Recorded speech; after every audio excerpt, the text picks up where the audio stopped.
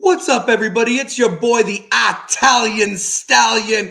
And I know we've been off for a couple of weeks. We've been living in a winter wonderland here in Knoxville, Marble City, Bearden, Oak Ridge, Alcoa, Maryville, all over. We have been dumped in snow for 2 weeks, ice, everything. Everybody was getting a little stir crazy, but we are back. We didn't have a show last week. We have one this week. Got a lot to talk about. Got a lot of things to discuss. Just even not even with the high school ranks, we can talk a little NFL. If you're on the chat, definitely chime in.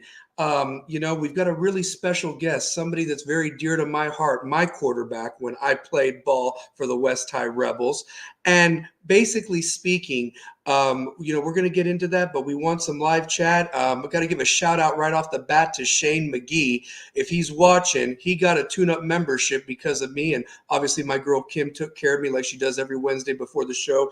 Takes care of whatever little I have on top, and also gets this all nice and done with the facial and all the good stuff. But shout out to Miss Kim Castle over at TuneUp. So definitely go pay her a visit at the Hardin Valley location or any of those locations they have.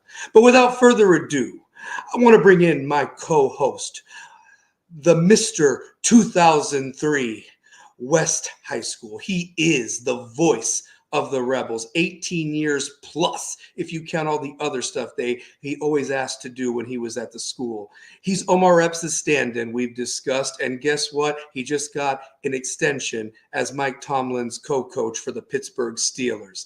He is the one, the only, my brother from another mother, the one and only two-pair Tate, Brian Tate. Bring him on and give him some love, everybody. What's up? What's up? What's up?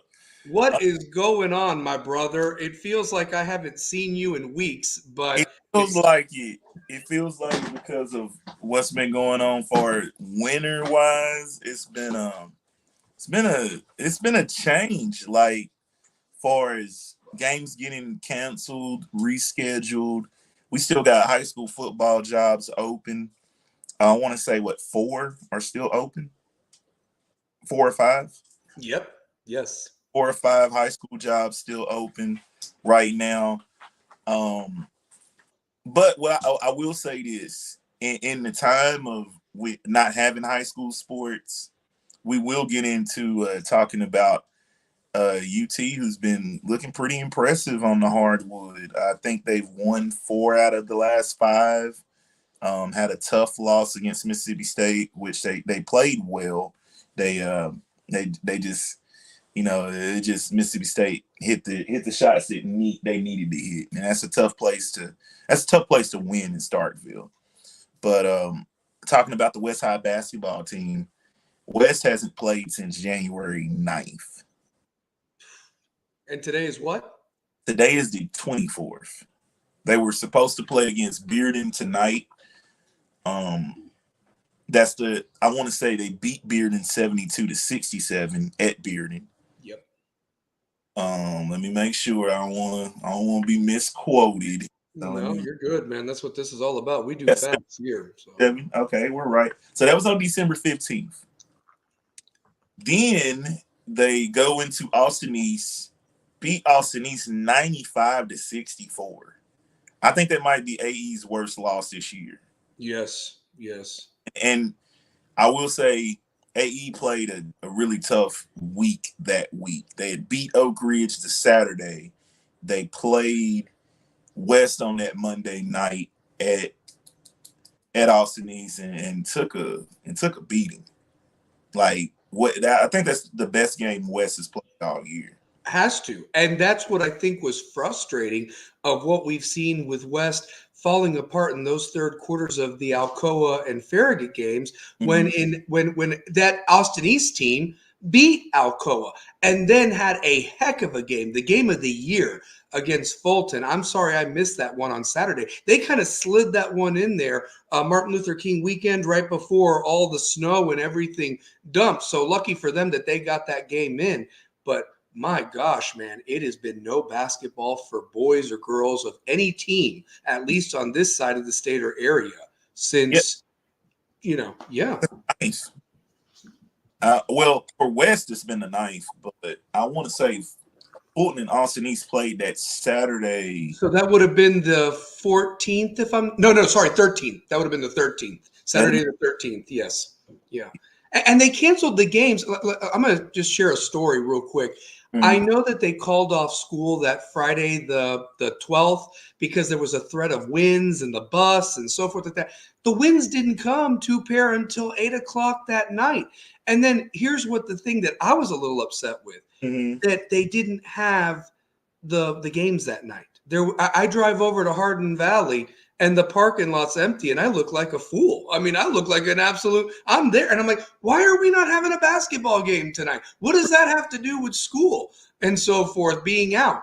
I mean, you can still drive yourself or your parents drive you and everything like that. And so it was just so frustrating to me, especially knowing that we were going to be out the next so many days. You could have had basketball that night and at least gotten one of these district games in. And that was the other thing. I don't know if that Austin East Fulton game was always supposed to be Saturday, if it was like that Friday night, and then they just moved it over. Austin East and Fulton normally play a Saturday night. They do one night game a year. That's awesome. Yeah. So they've been doing that since we were in school. Like, wow.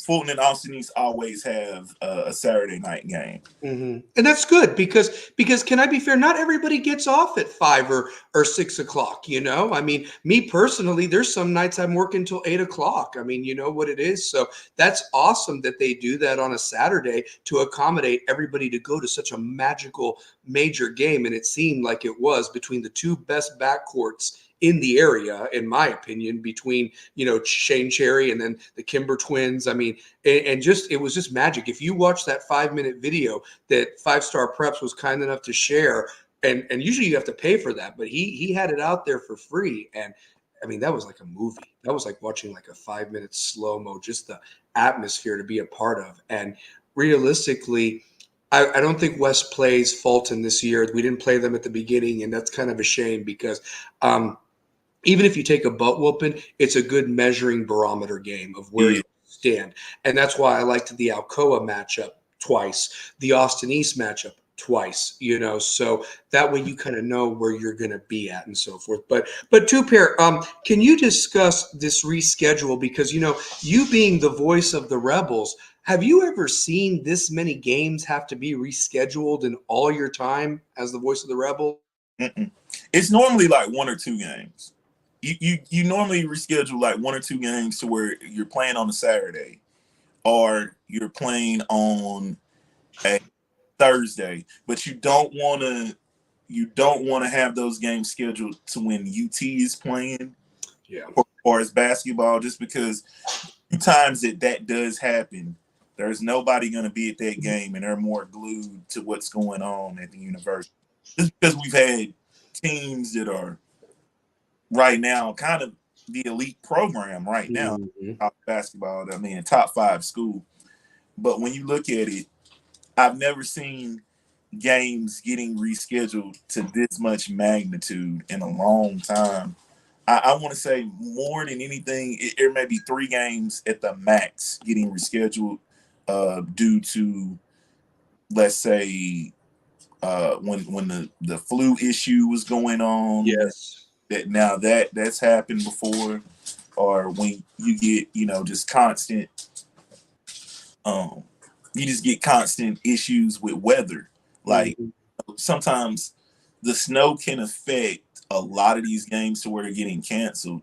And what we're seeing is a game like tonight that was supposed to happen when the weather is not that bad, but school was canceled. They're not going to play that game. Yeah.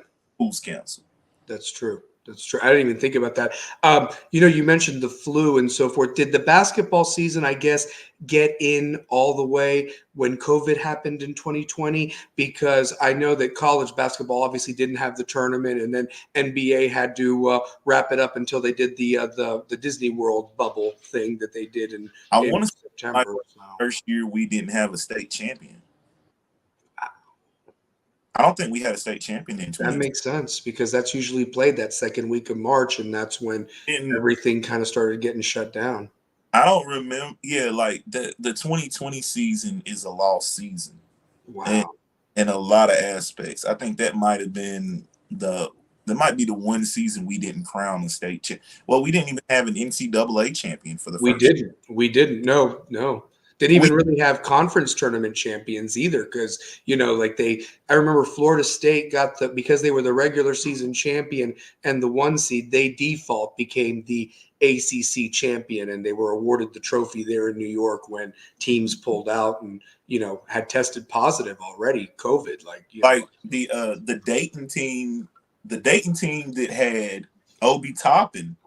Yes. They didn't get to go to the tournament. We Nope. didn't have SEC tournament. The SEC tournament got canceled in Nashville. Yep. Like we lost a lot off that 2020 season, and it kind of made you feel like we were gonna lose a lot with the snow. And snow really affected to the point where West, like I'll say it again, West hasn't played since January the 9th. Mm-hmm. That's a long time in high school basketball. Yes. Yes. That's like a real long time in high school basketball. And they're not even been practicing, right? Two pair. I mean, here's the thing: if you're not getting shots, I mean, unless you had an indoor personal gym, the driveways are iced over. That's all I'm saying. Like, where did you get? Were you just in your room shooting with the hamper or something with some dirty clothes? I don't know. I mean, I don't know. That's what I've been wondering about, because I don't ever remember a time when I was playing at West to where we were out that many days. I think we may have had one rescheduled game during snow. In my lifetime, far as playing wise, then announcing wise, this is the worst. Like I've never been like this. I remember my senior year, your junior year, that we got out of 2 days of school, and it was really more to do with sickness than it was anything to do with the winter. Mild winter, cold, but not enough precipitation on the ground to cancel games or reschedule things. I mean, we never had snow like that when no. You know what I'm saying? Like class of 2002 to 2003. I probably say 04, 05 may have had some snow. Probably. But I don't remember that going on when I was in school to that effect, because I mean, it's even affected some of the UT game against Alabama. I don't think it was nobody in the building, really. They missed a good one. They missed a good one because I was working out, watching it, and so forth, and that boy couldn't miss. So you getting back in the lab. I started the push-ups. It's been killing me. I'm doing the 6 sets of 30 up until 324. So up until my birthday. That's awesome. So yeah, gotta stay in shape, man. Well, I'll keep pushing you if you keep pushing me, because I'm trying to get back in Stallion's shape. I was hitting the boxing bag and just doing my thing, and I got 10 push-ups in, so I was really proud of myself for that one. There you go. I mean, a couple of years ago when I was at the top shape of my life, 6 sets of 20. That's where I was doing like a 10, 9, 8, 7, 6, like that type of a set. So I mean, yeah. So, but yeah, man, you got to stick with it, dude. That's amazing. I mean, it's just 40 is just a number. I mean, we can be hosses even then. Honestly. So that's my plan to be a hoss when I turn 40 in less than 2 months. So, but you wanted me to bring up the schedule. So we've got Farragut. Ironically, the last team you finished with, January 9th. And I mean, them brothers, man, they lit us up from 3-4 the Hackers are like, but the X factor for that Farragut team is the Nero kid. Yeah. He had 15. I think he had 15 points that game himself. Yeah, he was a factor. Yeah. And the thing about Farragut has a very good bench of sophomores. Yeah. Their sophomore class, I'm gonna say this. It's maybe a hot take, but their sophomore class they're gonna be a problem for a few years in on the west side of basketball in the city. Them dudes, they play defense, they can shoot, and I like JP. JP is really he's taking what John has built for that Farragut group, and he's taking it to a level of consistency. They're just going to be a consistent group that plays defense. They're not like the old school Farragut teams of like Mark Curry, Kevin Yeager style. It's a balanced floor attack. They play really well together. Yeah. But the Van Ackers are just those two drive that car. Yeah. Van Acker and Aiden Van Acker. Aiden Van Acker is a hell of a shooter. Dominique is the one thing I was wondering about when West played Farragut is the fact that I didn't like their matchups. I didn't like the way I like Jack Keefe, but don't put Jack Keefe on Dominique Van Acker. Mm-mm. You know what I'm saying?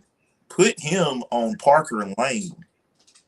You know, put him on one of those guards. Don't put Jack Keefe. He doesn't have that size advantage. And he was just raising up over him like Javin Carter did without. Mm-hmm. And that's what's been West's problem is the matchups, and they're not paced and spaced.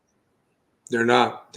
And the other thing too is one thing I'm going to be looking forward to this Friday. We kind of talked about it as an X factor. I don't know if it's going to be February, but we really do need Dane back as another size guy in there. And the other thing is that we've established that the inside post game needs to continue to be fed. I mean, until they prove they can stop you, and the refs call fouls, even if they don't if they swallow the whistle, make them make a call. And that Farragut had no answer for that in that first quarter. They had none. And Devin Martin was killing them. He had 28 points that game, or what have you. I mean, he could have had 40 if they kept feeding him, honestly. There's going to be times where I think Devin Martin is the best player on the floor. Yeah. There's games where he's the best player on the floor, and I think West has got to realize, look, he's the guy. Him and Kevin Jack, we need to ride those guys. Those are the guys. We need to have an inside-outside punch because our guard play is consistent with Reese Clark, with Jalen Hill. If he's dictating the game like we've been saying all year, West wins the game. Yes. It starts with him, but Coach Gaporo is a phenomenal coach. Mm-hmm. But right now, the rotations, because we don't have Dane, that's been a big missing piece is with Dane, because we're not even getting our shooters open. We're not getting Dupree open, who's one of the best shooters in the county. We've said it's countless, and you've seen it for your own eyes. Another guy, you got to find ways to get Garrett Birch the ball. And he didn't even play that game. He wasn't even out there. You got to find Garrett Birch the ball. Garrett Birch is one of those guys that's a rhythm shooter. And if he hits one or two, that affects how Joe plays. That affects how Jalen plays. And I think Reese being hurt has really hampered our backcourt, because when Reese is healthy, he's one of the better players in the city. Yep, I agree with that. And he ever since that third quarter of the Alcoa game, to be fair, and that's where we agreed it all fell apart, that's not the West team we saw at the end of last year. In fact, we're in 24 days in the new year and we still don't have a win is kind of alarming. Mm-hmm. And I think I want to say Friday. This game is scheduled Friday. Yep, it's at Farragut, so yep. They've got Maryville at home. So these next two games are probably the biggest test, because West right now, the rankings have been slightly updated. In Tennessee, they're the 44th best team in Tennessee. And the division of 4A, they're a top 20 school. They're 21. Mm-hmm. In the city of Knoxville, they are 11. That's not where they are. That's not. Yeah. The same, that ain't the same team. Yeah. No, they took a tumble, because when you said these rankings 2 weeks ago, we were, top 5 in Knoxville. We And were top 15 not only in 4A, but we were also top 15 in the whole shebang. And hey, look where hey, we're at now. And that's not good. And again, you mentioned it, rotation. Not I've harped on this. Let's utilize those timeouts to kill those runs that these two yeah, teams went on. I mean, you gotta stop momentum for a moment. And again, like you said, make sure you've got the right personnel guarding people. Put a hand in their face, someone athletic. No disrespect, but you've got a bunch of athleticism on that bench that could have gotten, and maybe even just a turd or a little bump you could get away with to just Van Acker's shot, just anything. That's 'cause, all man, I'm asking. So, and you got 4 home games next week too, Pair. Monday you got Maryville. Tuesday you got William Blunt. Friday you got Hardin Valley, and actually that was the original senior day, by the way. So they're still going to do the senior day festivities for that one. Saturday's going to be Bearden. That's going to be an interesting game. And so you've got 4 games literally in 6 days next week or what have you. It's a lot of basketball. And for our girls who don't really have much depth to think about, I mean, that's going to be taxing on them. I mean, it really is. here's what I'll say though, Stallion. This is what I say.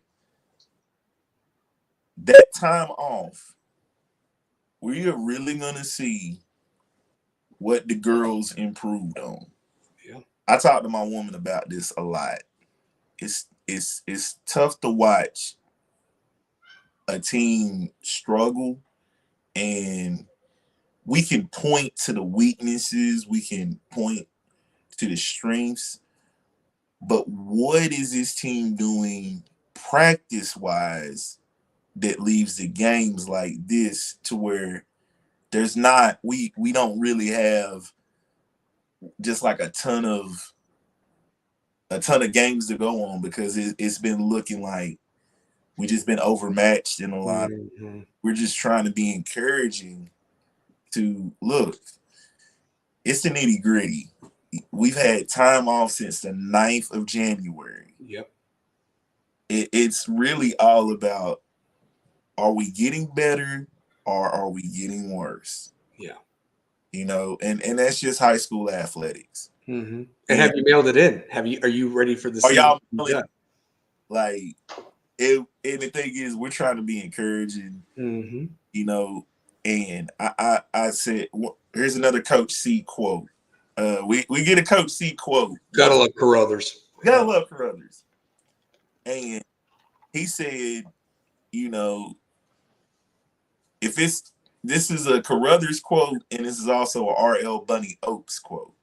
Because I heard R.L. Bunny Oaks say this before. If it's to be, it's up to me. So that's the question I'm asking each girl on that team. If Mm-hmm. to be, who is it up to? It's like, man, I don't be wanting to go to work sometimes, but I got to do it. Yep. I don't want to go to half these meetings, but I got to do it. Because if I don't do it, I'm progressing worse in life. Mm-hmm. You're not being a rebel with a cause, brother. That's the thing. So you ain't. Well, and to harp off of that, man, you and me, we played football when the program was not where it's at now. No, Not even close. no, But no. you know what the thing is? We weren't, Going we weren't getting that though. No, we weren't. No. We were yeah, exactly. Yeah, And I we're guess in those games. it's hard for them to understand with their still young developing minds because you're a teenager. Your body's changing, everything's, it's horrible. And not to mention you got the social part of it, all of it. But if you're deep enough in your heart to know something, not all of us go play college ball. Not all of us go to the NBA or to any type of professional whatever. But once it's gone and that room goes silent, I love that quote in Rocky 3 when Apollo's talking to him and he says, "Listen to that rock. It's too quiet, and we ain't old. But it all ends for all of us sometime. Mm. But you have that opportunity, ladies. You boys too have to redeem yourselves. This Yeah, is it for you seniors. This is it. You know, if you're blessed enough to get a scholarship and play somewhere small, great for you. But that's the time when you put that uniform on, you know, and you don't want to take it off. And even the champion has to take it off when the game is over. But I'm just saying, you play and you leave it out on the court, not to sound cliche. That is the definition of a rebel with a cause. Exactly. So. Exactly. And that's why, like, you know, when we've been doing this show, we kind of want to give like a perspective from student, players, athletes, like guys and girls that have been through what we've been through as human beings at this school. And like, we got a special guest tonight. We got do. Really special guest tonight. First, I won't let you introduce him, but I got like a few tidbits about this guest. Go for it. Go for it. I thought I was a decent basketball player. I thought I was decent. You know what I'm saying? Mm-hmm. I've been told I'm good. I'm gonna say I'm a decent basketball player. I'm very decent. I know what I'm doing. I had never played Terry Maples in basketball until we went to the movies to see Romeo Must Die. And we went to Stephen Bell. I'm trying to think. Was his name Stephen Bell?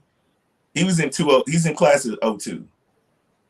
We went over to his house, and of course I had baseball Booty Bryce on my team. But I'm gonna let you introduce this guy because like this dude is in my heart. Like, well, I have a lot of love for this guy. He was my quarterback when I played. We're going to talk about that tonight a little bit, and might get a little uncomfortable if anybody ever watches this show. But guess what? That's what this show's all about, being real. But I want to introduce him. He was basically the Lance Harbor of West High School. He's known as Twig/T Mape. He was like, if West was a real TV show, he would have been Zach Morris and could have gone timeout, and everybody would have just been quiet and so forth, while he gave his cool, popular stuff to the camera to tell the audience what next scheme he was going to plan next or get out of a jam that he had put everybody in. But that being said, he is my quarterback. He is one of the dudes, an OG from 02. Class of 2002, no disrespect to the 03s, who I have mad love for. But I'm going to bring on the one and only better trash talker than me, even though I think I'm pretty decent myself, Terry Maples. Hey, what's up, guys? How's it go, brother? It's good, man. How about y'all? Doing good. Glad to finally be able to, make it to the store and, all the good things and normal things in life. Yeah. I mean, dude, and you only dropped that Zach Morris thing because I was in the principal's office a lot.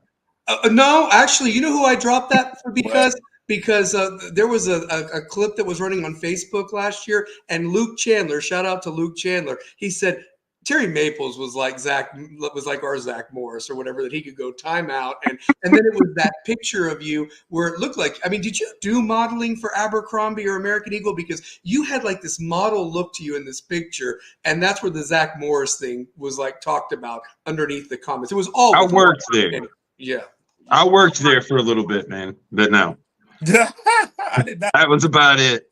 Yeah. And you see, that's what this show's all about. Like, I didn't know that you guys played basketball. The Romeo Must Die. That was a great movie, by the way. Rest in peace, Aaliyah. But, I'm just. This is true story. Yeah. True story. Yes, it is. Before we get into this true story, we got to ask you this, Terry. Okay. It's what we ask all former athletes to come on this show. You definitely one of you one of the dudes that in school I did not know that like you were really athletic like that, like straight up. Like I knew you could play, but I didn't know you could like football and basketball and then track. And track. It was 3 sports. Mm-hmm. So you lettered in 3 sports in high school. Mm-hmm. So the question I ask you, in basketball, who was the first person to bust your ass? And in football, what's the toughest hit you had to take? Man, basketball. Basketball. You remember, man, freshman practice, having to get up early, and what the guys that had to come in and scrimmage with us from JV, they were already pissed. They had to get up, damn 6 o'clock in the morning practice, and man, there was one guy. And I mean, this dude right here, he was also a excellent West quarterback too. I know y'all remember a guy named Haywood. Man, I could tell, dude. He just had that look in his eye that morning that, man, he was pissed that he had to be there and he was going to destroy anybody. And of course, man, I get first up with him, and this dude slashes and stops on a dime. And man, just drains it. I'm over here trying to pick up my ankles, grab my socks real quick, get back down court. Man, as soon as I catch the ball, I'm not kidding, man. I give one little pump fake, dude. He rips me, takes it down. He talked trash to me the entire time. Man, he absolutely embarrassed me. And dude, it was awful. It was bad. It was bad. In football, man, it was not even close. In Neyland Stadium, at the Jamboree, man, do you all remember a guy named Sean Sanderson? The Wolverine, man. He was a linebacker, went to Michigan. So, dude, yeah. He started at Michigan as a true freshman at fullback. Yeah. Very good. Man, they ran a draw play. I was playing safety. Linebackers and D-line split. I'm like, man, this is Neyland Stadium. Jumbotron's up there. Here I come. Man, I give this dude everything I've got. And as he's coming up, I dive in. His knee comes up, catches me in the chest. The only reason he went down is because he tripped over me as he was stepping on top of me after he had run me over. Next thing you know, man, I start to get up and I look up on the Jumbotron and I hear all of Neyland Stadium go, ooh. And I remember this because I'm on the sidelines watching this all take place or what have you in that game. I remember it actually. So John Anderson. Oh my God, that was one of the things you will never forget, ever. Yeah, and you know what was special about that time? There was a while there where the Jamboree games aren't at Neyland Stadium. They just recently brought that back. So yeah, that was so special to run out of the tunnel like we did with the West, type of. I mean, I don't think the band was there, but still, it felt like I could hear the music playing, like us coming through basically the same tunnel that the players come through, the Vols, when they run through the tee. And it's like, this is my opportunity to run through the tunnel at Neyland Stadium. And it's man. Deal. And playing on that grass. I know y'all remember West High School's football field back then. Before the artificial turf? Yeah, when they have all the good stuff now. Back then, oh, man, our field was trash. Horrible. You get tackled at Neyland Stadium, it was like landing on a Serta mattress. You got tackled. I mean, in the football, the practice fields back then, we all know about that. Oh, yeah. Yeah. No, there was very little grass, a lot of dirt and rocks. And I mean, you'd skin your knees or your calves or your shins tackling, or God forbid, it was like that crawgrass or whatever it is, and you had the itch all over you. It was horrible. I mean, it was like terrible stuff. Honestly. Dude, if you weren't bleeding after a football practice back then, it's because you didn't try. You were standing on the sideline the whole time. And I mean, like, we'd come up off the field and it would look like we had just gone to war on just a regular practice, man, because that field was awful. And what about all the grass stains on the practice uniform? Lord. Grass stains? They don't have that now with the art. Their uniforms are all nice and pris and everything like that. Those same uniforms, I swear we had to like wear them for games. I felt like the old Russell Athletic crap. You know what I mean? And yeah. So, yeah, because that was West's sponsor then, Russell Athletic. So, yeah. Oh, dude, and those jerseys had to be used for, I think it was 7 years, and every time they would get through and they would actually, like, get through, they would hand them down to the super midgets. Yes. And then if there was anything of them left, they would hand them down to the midgets, and that's when they would finally retire them. Yeah. Yep, absolutely. I mean, absolutely. Terry, I have a question for you, and I'm going to piggyback off of two pairs because, obviously we played together. There was a lot of politics back then. Um, and, what I'd like to know is, and remember, I was at Bearden that freshman year. You guys were at West, and we went up against each other. And then I went over to West after Bearden and so forth like that. But talk to me about that freshman football team because I wasn't a part of that dynamic. I only heard the stories after the fact. But you had TJ Blakely running the ball, and No, wait. TJ was my fullback. I yes, started out playing running back. did you? Okay, And and dude, I was Joe wasn't a great McGrady running back, quarterback? but I wasn't a great running back, but when you had a freshman who was, 6'3", 225, dude, all I had to do was stay behind him. Mm-hmm. So then when he got hurt, then I had to go to fullback, and man, I think I got like 3 or 4 carries the rest of the year. So let me ask you this: so was Joe McGranigan quarterback? Is that who was quarterback at the time and so forth? Eli Manning, Yeah, yes. Eli Manning. So, Mm-hmm. yeah, and you see what happened was that game that TJ got hurt in the first time was AJ Johnson was ahead of me at linebacker. And you see, here's the thing: there's a respect thing there. They liked him better than me at linebacker because he looked the part. He was 6'2", about 200 pounds as a freshman. He looked the part. And the thing is here I am, 5'7" on a good day, 175 pounds, soaking wet type of a thing. And so anyway, he started in front of me, and basically he goes right for the guy's knee. I don't play football like that. I'm going to go right for I'm going to throw myself out there, get stupid concussions like I did, and, shoulder into it, into the midsection, and I'm going to try to just do it Goldberg style. Okay, simple as that. But he went for his knee. He's down.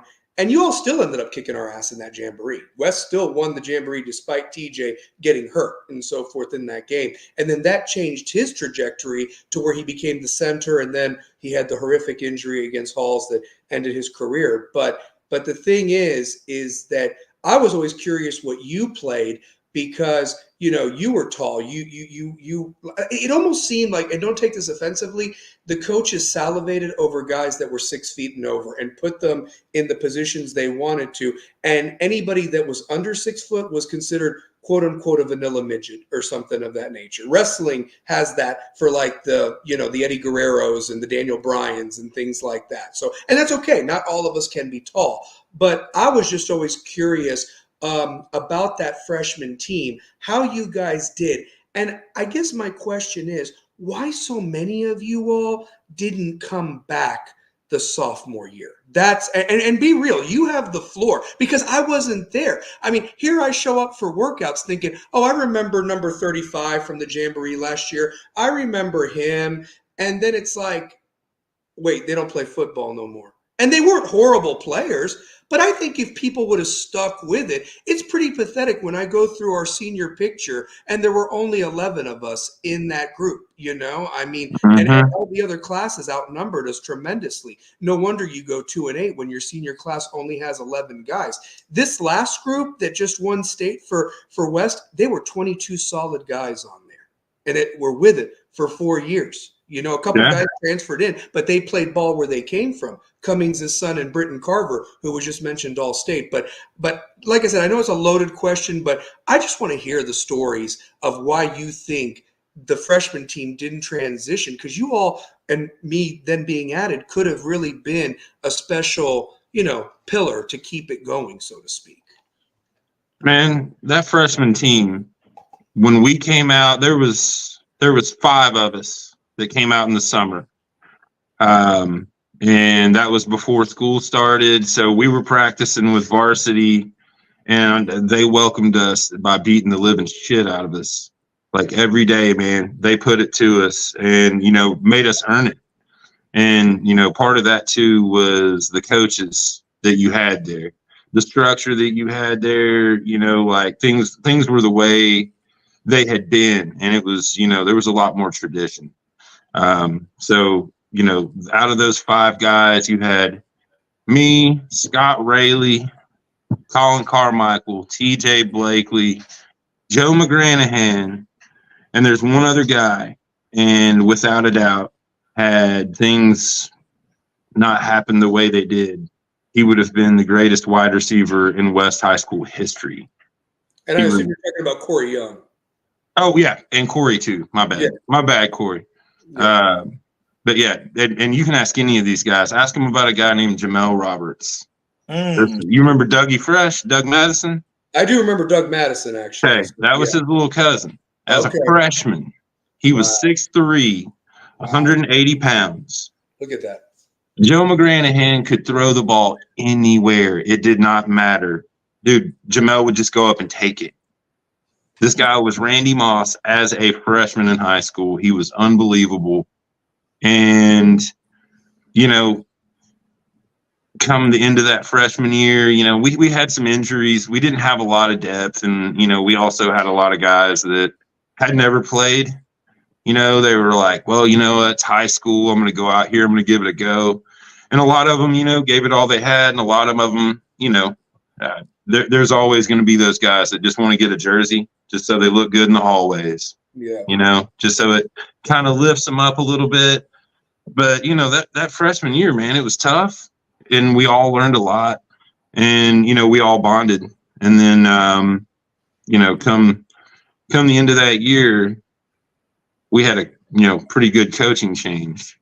And there was several of us that were in that weight room, you know, after the change had happened, and a little incident that happened in the locker room, or happened in the weight room, actually. You know, the coach that field's named after still to this day came in to try and, you know, give a couple of pointers out to the new guy, and new guy just more or less told him, like, dude, this is my team. They brought me here for a reason. And several of us heard that. We felt that disrespect, man, because that man that field's named after, that's a West High legend. Yes, it is. And to disrespect him like that, we were like, dude, that's personal, man. That's family right there. Mm-hmm. So several of us just grabbed our stuff, racked our weights, and walked out. And I didn't even play my sophomore year because of it. Mm-hmm. Actually, that new coach had to come with his wife and buy their first ever Christmas tree for my family's Christmas tree lot to try and recruit me back for junior year. Wow, I didn't know that. Well, and let me just tell you this. So I've got a story to piggyback off of that one. The man that you were talking about, I did not have the pleasure of playing for. You know, when I went over there, I thought I'd be playing for him. And a lot of people don't know this. I didn't play my sophomore year either. That's the thing, because basically that same man disrespected me when I was coming from Bearden. I had a great spring game for Bearden, by the way. I did. I had a couple sacks. We were scrimmaging Kingston, and Kingston was good back then. And they came to Bearden, and that was our spring game. And basically, I had a couple sacks. I was an undersized defensive end at that time. I'd made the move from linebacker to defensive end because I knew I wasn't going to play with Chris Ernst and Roy Nico and Wayne Hartman there at the time. And Bearden needed somebody to kind of seal off the edge, and I was decent at that and so forth on the defensive side of the ball. On the offensive side of the ball, I still had some speed. I could catch the ball, so they had me as a wide receiver. But I say all that when I went over to West, that meeting may have lasted 5-10 minutes with me and my dad and him. And basically that was it. And I said, okay, that's fine. I'll just sit from aside and watch. And the problem with that is that I'll still never forget my dad looking at me in the stands for that Bearden West game, that first game of that sophomore year that you and me didn't play. And I'm in the stands, and Dad looks at me and goes, I don't even know why that man didn't give you the time of the day. You'll have no problem getting playing time on this team.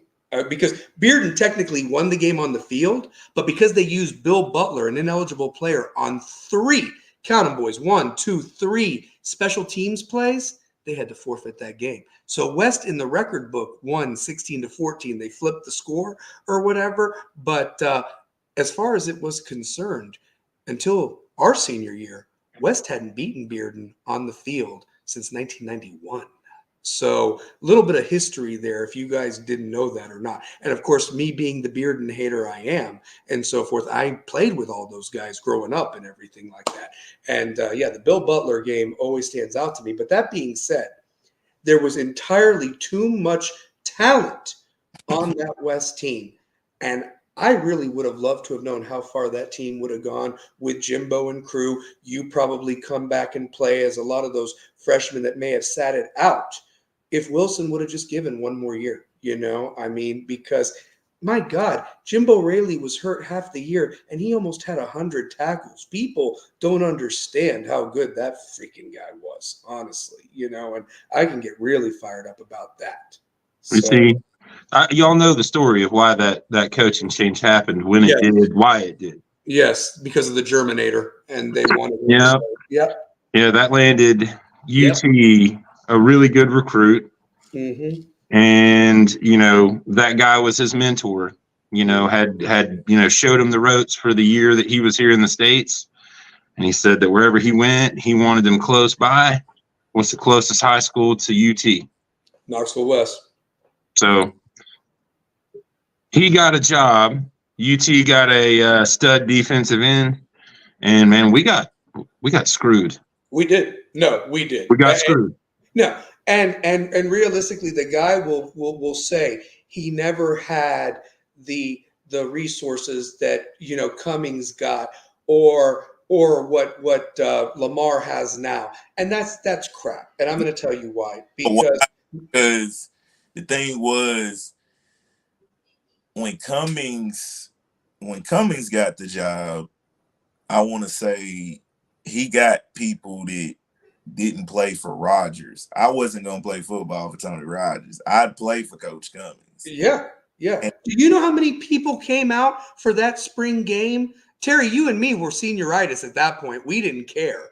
But for that spring practice, he had 80 guys out there. Now, they all didn't stick. They all didn't. But you were out there for spring ball, BT. I saw you. I saw you out there.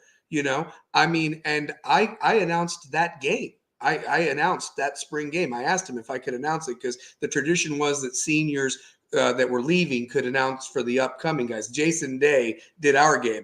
And I've got a clip. We're going to do a panel. I'm going to cheat a little bit ahead. We're going to do a panel when basketball season's over, just to kind of fill some time, because this is going to be a 52-week a year show. I mean, last week was an anomaly. You know what I mean? So it's, but I would love to have a panel of different players like yourself. Obviously, Pair and me are going to be on it as well. But you talk about the best of the best football players that went through West, position by position. I'm talking the best teams. I mean, obviously, your state titles guys are going to be your best, but there were some really special teams that could have gone if Maryville wasn't in the way. I think of 06 and 07 off the top of my head, with Jake Ryan leading those teams, Pat Ryan's son. But I say all that with Cummings, he was personable. I don't think Rodgers ever knew. I think he was too young, too immature, and he'll never admit it probably. But realistically, I just feel that he was too young, too cocky. The way he talked to people rubbed him wrong. And the sad thing is, he's not like from the Northeast or any. I mean, he's from Cleveland, if I'm not mistaken. He coached down there in Tallahassee, came back up this way, but he doesn't have like that Southeast charm that Cummings or Lamar Brown have, that you can talk to. And I'm sorry to be like this, both sides of the aisle, if you get my drift, and to get the people to become one West, and to get people to buy into a program. Terry, you said it best, man. Do you know a lot of guys that I played with at Bearden, they'd never played football before. Sure, they played neighborhood football or something. They never donned CBFO like I did in Super. No, they didn't, Now, I'm just saying that you're right. Some people came out because their parents probably didn't let them play until high school, which stinks because they don't have fundamentals. They don't know how to tackle properly. They don't know X's and O's. And then on top of that, you've got guys, like you said, that want to look good in the school or whatever and get a girlfriend or whatever like that. Good for you. But at the end of the day, Cummings and Lamar, these type coaches knew the infrastructure has to start in the youth when you are ready to, if you can take a hit. Not everybody, there's little kids, there's bigger kids and so forth like that. But realistically, it starts down low. And you had the privilege of coaching a lot of those state title guys last year, like the Lathams and everything. And I do want to get into that in a minute. But can you at least kind of talk about why you don't think you got a fair shot at quarterback? You talk about that story about the Christmas tree lot and you being brought back. But I remember it was you, it was Alan Wallace, and it was Nick Weisfeld going for the quarterback position because Alton Thompson basically gave the finger to Tony Rogers and said he was only going to focus on basketball. So talk to me about what happened there, because I was in the linebacker room. I was not a quarterback. So you'll have to fill in what the offensive side of the ball was doing on that front. And the offensive side of the ball was, trying to fill holes because, there were certain holes that were already filled. With Rogers, man, you had the guys that were his guys. And if you weren't one of his guys, then, if there's any holes, we'll find a place for you. And, a lot of guys were like, man, I'm out. I'm not waiting around for this. I know I'm better than this. Some people actually had pride in the fact that, they loved where they went. They loved West High School. They loved the guys that they played with. And they thought, hard work would pay off. And, y'all remember, we had a pretty stud running back then. Y'all remember his name? Tommy Winton? Yeah, that guy. Yeah. Son played for Catholic. Son was all-state Catholic with his namesake just a couple years ago. Tommy Winton Jr. Yeah, I know. That guy. And I heard his little brother was fast too, man. If I'm not mistaken, wasn't that guy the fastest? His little brother was the fastest 12-year-old in the country? Chris, yeah, dude. Chris Winton, yeah. So, I mean, we were trying to fill in an offense that you remember Spring Jamboree. Oh, yeah. Remember the Spring Jamboree? We had Maryville, we had Jefferson County. It was Jefferson County and Morristown West. Morristown West was there. Was it Morristown West? Morristown West, because I got in on a tackle and almost recovered a fumble against Morristown West. But I remember, they were there too. And it was, we hosted it. It was like, teams played a quarter and then changed out. It was fun. It was a lot of fun. There were a lot of people there that day, I remember. And you remember our record in that, right? Yeah, we lost both games, didn't we? I think. No. We tied. If it was Morristown West, I thought it was Loudon. We beat Jefferson County. I actually caught a touchdown and was on the news for that. I actually got a good pass. It was crazy. Yeah, we beat Jefferson. You're right. We lost to Mo West, though. I know we lost to Mo West because they were pretty powerful back then. So. But do you remember who else was there? Maryville. And we tied those dudes. Now, granted, it's only a quarter. But we tied them. And then, of course, summer happens, guys start to fade off. And, not all of them were fading off because it's like, they didn't want to go to practice. They didn't want to learn the plays. There was a lot of them that were out there busting their ass, and they got tired of busting their ass just to stand over on the sideline on Fridays and watch guys that, didn't have it. They didn't have it. They didn't have it, but their parents had it. You know what I mean? And that's the truth. It's the truth. No, it really is the truth. Facts. I mean, I came from but that's how far west has come now. Like, yeah. Oh yeah. Oh yeah, dude. Yeah. Like now, players want to come to West, talented players, because they know they're going to get seen. Mm-hmm. They know they've got coaches there. They've got facilities there. Like, man. Y'all remember our locker room. I can't believe they still send visiting teams into that thing. And you want to know the sad thing? As of late, to be honest with you, the visiting teams walk to the baseball field because that whole concourse is different now. So they go hang on the away side of out in the elements. They don't even want that dang locker room, honestly.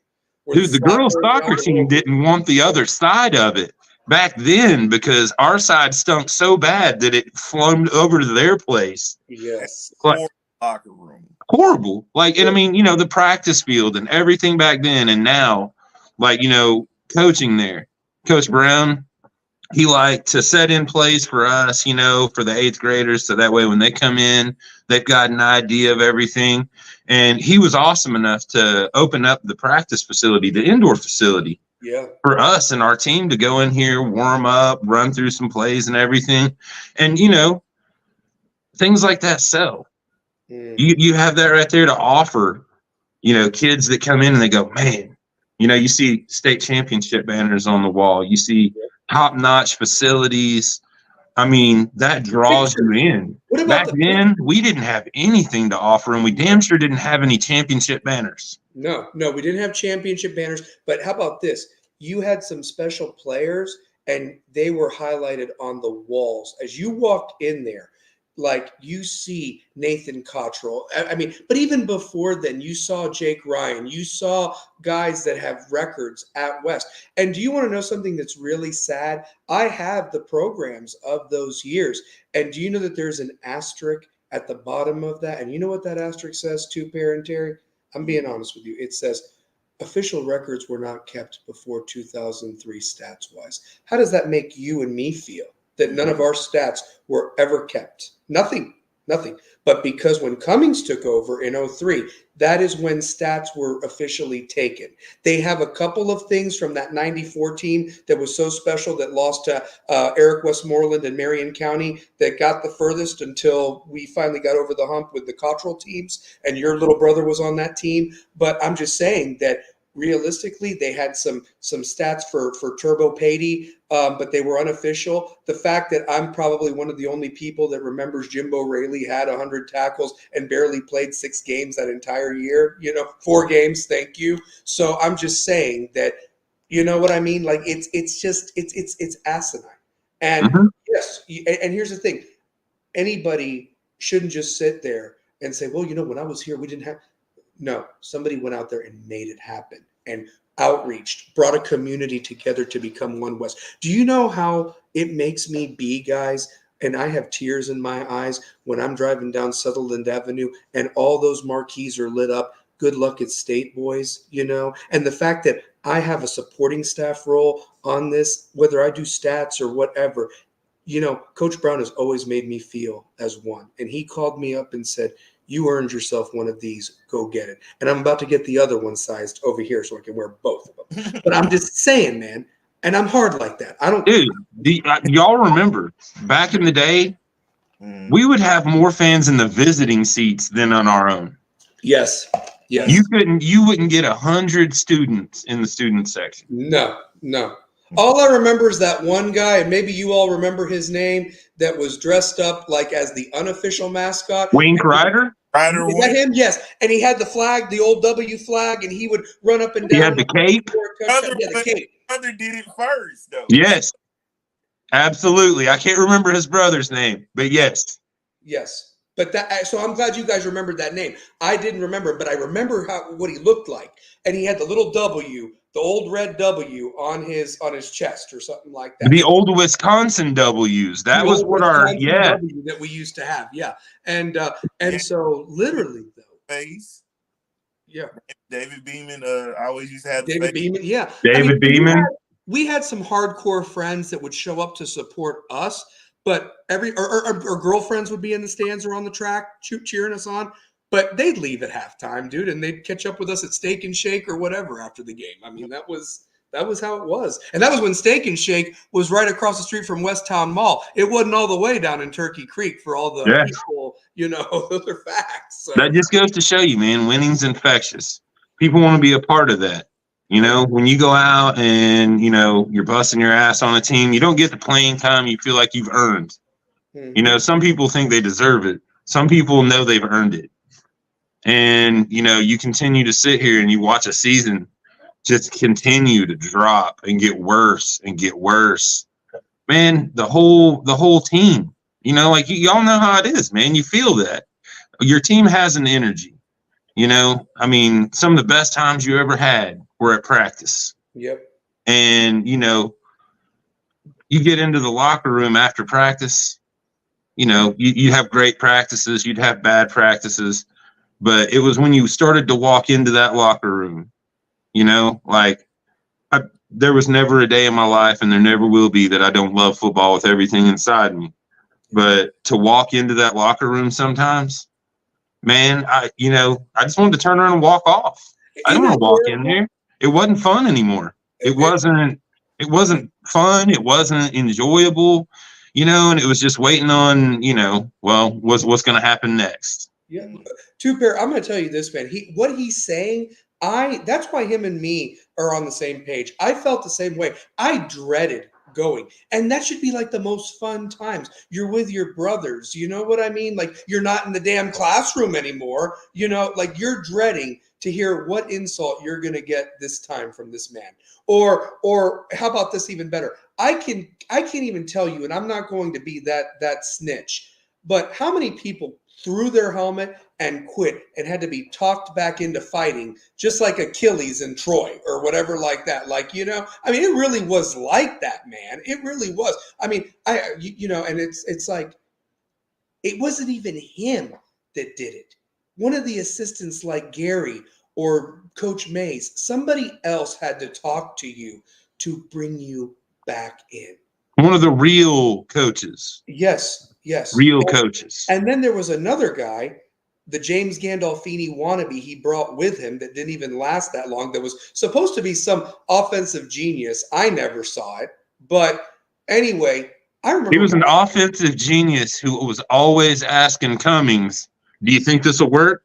Yeah. Hey, man, I drew this up last night. What do you think? What do you think? Yeah. Oh, I saw Bob Davie and Notre Dame run it because I'm a big Fighting Irish fan.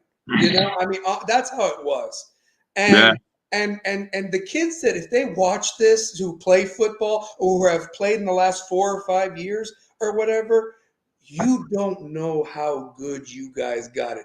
Respect that you have made this something amazing.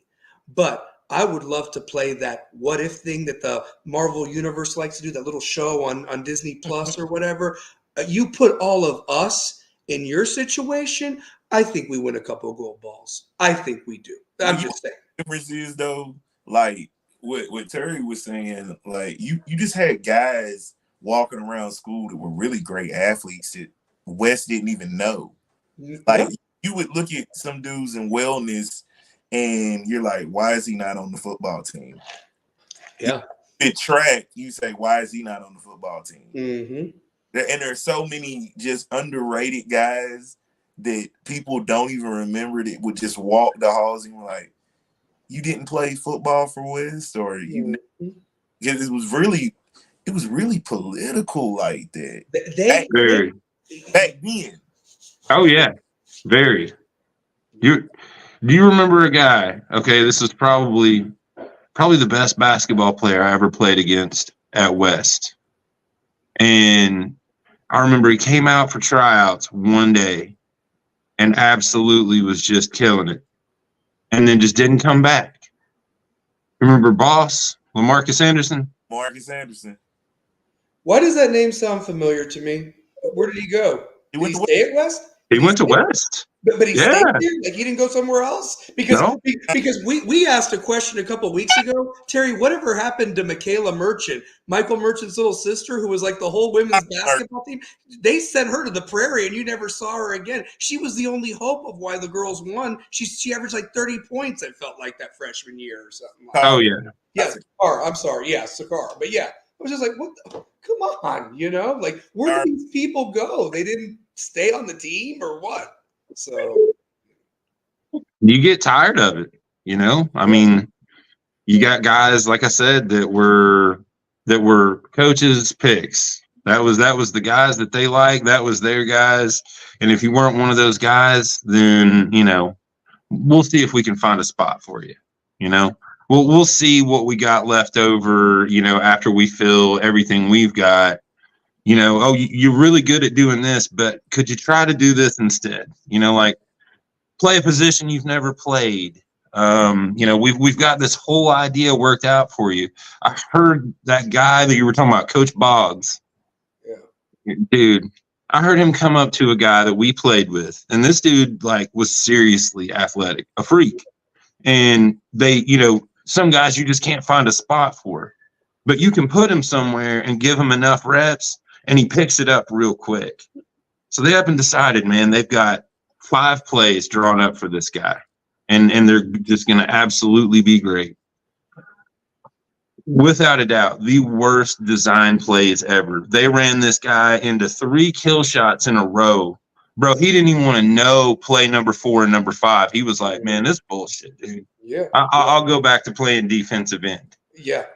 And I remember a play they drew up where I think they had you at tight end and they put me at right guard or something like that. And I remember I had to pull and you were right behind me. And because whoever was at left tackle got pushed back, I literally trip over him. You trip over me. And it's what was the purpose of that? If anything, you being a tight end should be going out for a pass. I mean, what are we doing here? Well, they knew we didn't have a quarterback. You know, they knew that the quarterback we had in couldn't do shit. You know, I mean, he might be able to get you a 5 or a 6 yard pass on target, but after that, man, good luck, because he don't know where the hell it's going to land. And so, you know, we had to run the ball a lot, and that's when they decided they were going to pull in that wing tee. We were going to run all these sweeps. We were going to hit all these inside dives. Man, it took a team, any team we played, it took them, I don't know, maybe the first quarter to know every damn thing we were going to do and everything we went to. And I mean, dude, do you remember we were playing, I'm pretty sure it was Carnes. And I mean, you know, Carnes, man, back then, if you're not beating Carnes, then you just need to go back home. That's right. It's just turn your jersey in, because Carnes was a joke back then in football. We had to run the special play. Y'all remember the kicker, man? Oh, Michael Smith. Yeah, he would be on the sidelines. It was still legal. I know what play you're talking about, baby. He acted like he was talking to the coach. He was literally right on the boundary line. And the next thing you know, as soon as they said down, he took 1 step back and then just turned. This guy was wide open. There was nobody within 25 yards of this dude. And that ball sails over him and hits the fence on our sideline. It was against Bearden, too. We had to pull drastic shit like that to beat Carnes sometimes. Because we had no playbook, and it took a team 1 quarter to know what we were going to do. And they're like, okay, all right, that guy's there. I already know what it is. I'm going to tell you this. We ran the same play. The first play of the game against Bearden, Chris Ernst. It was the 50th anniversary game at West, okay? We ran the same play. That guy was a beast. Chris Ernst was a beast. Both ways, 100 tackles, over 1,000 yards rushing. So here's the deal.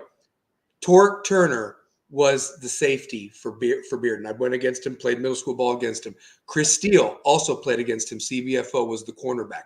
They didn't realize Michael Smith was there, okay?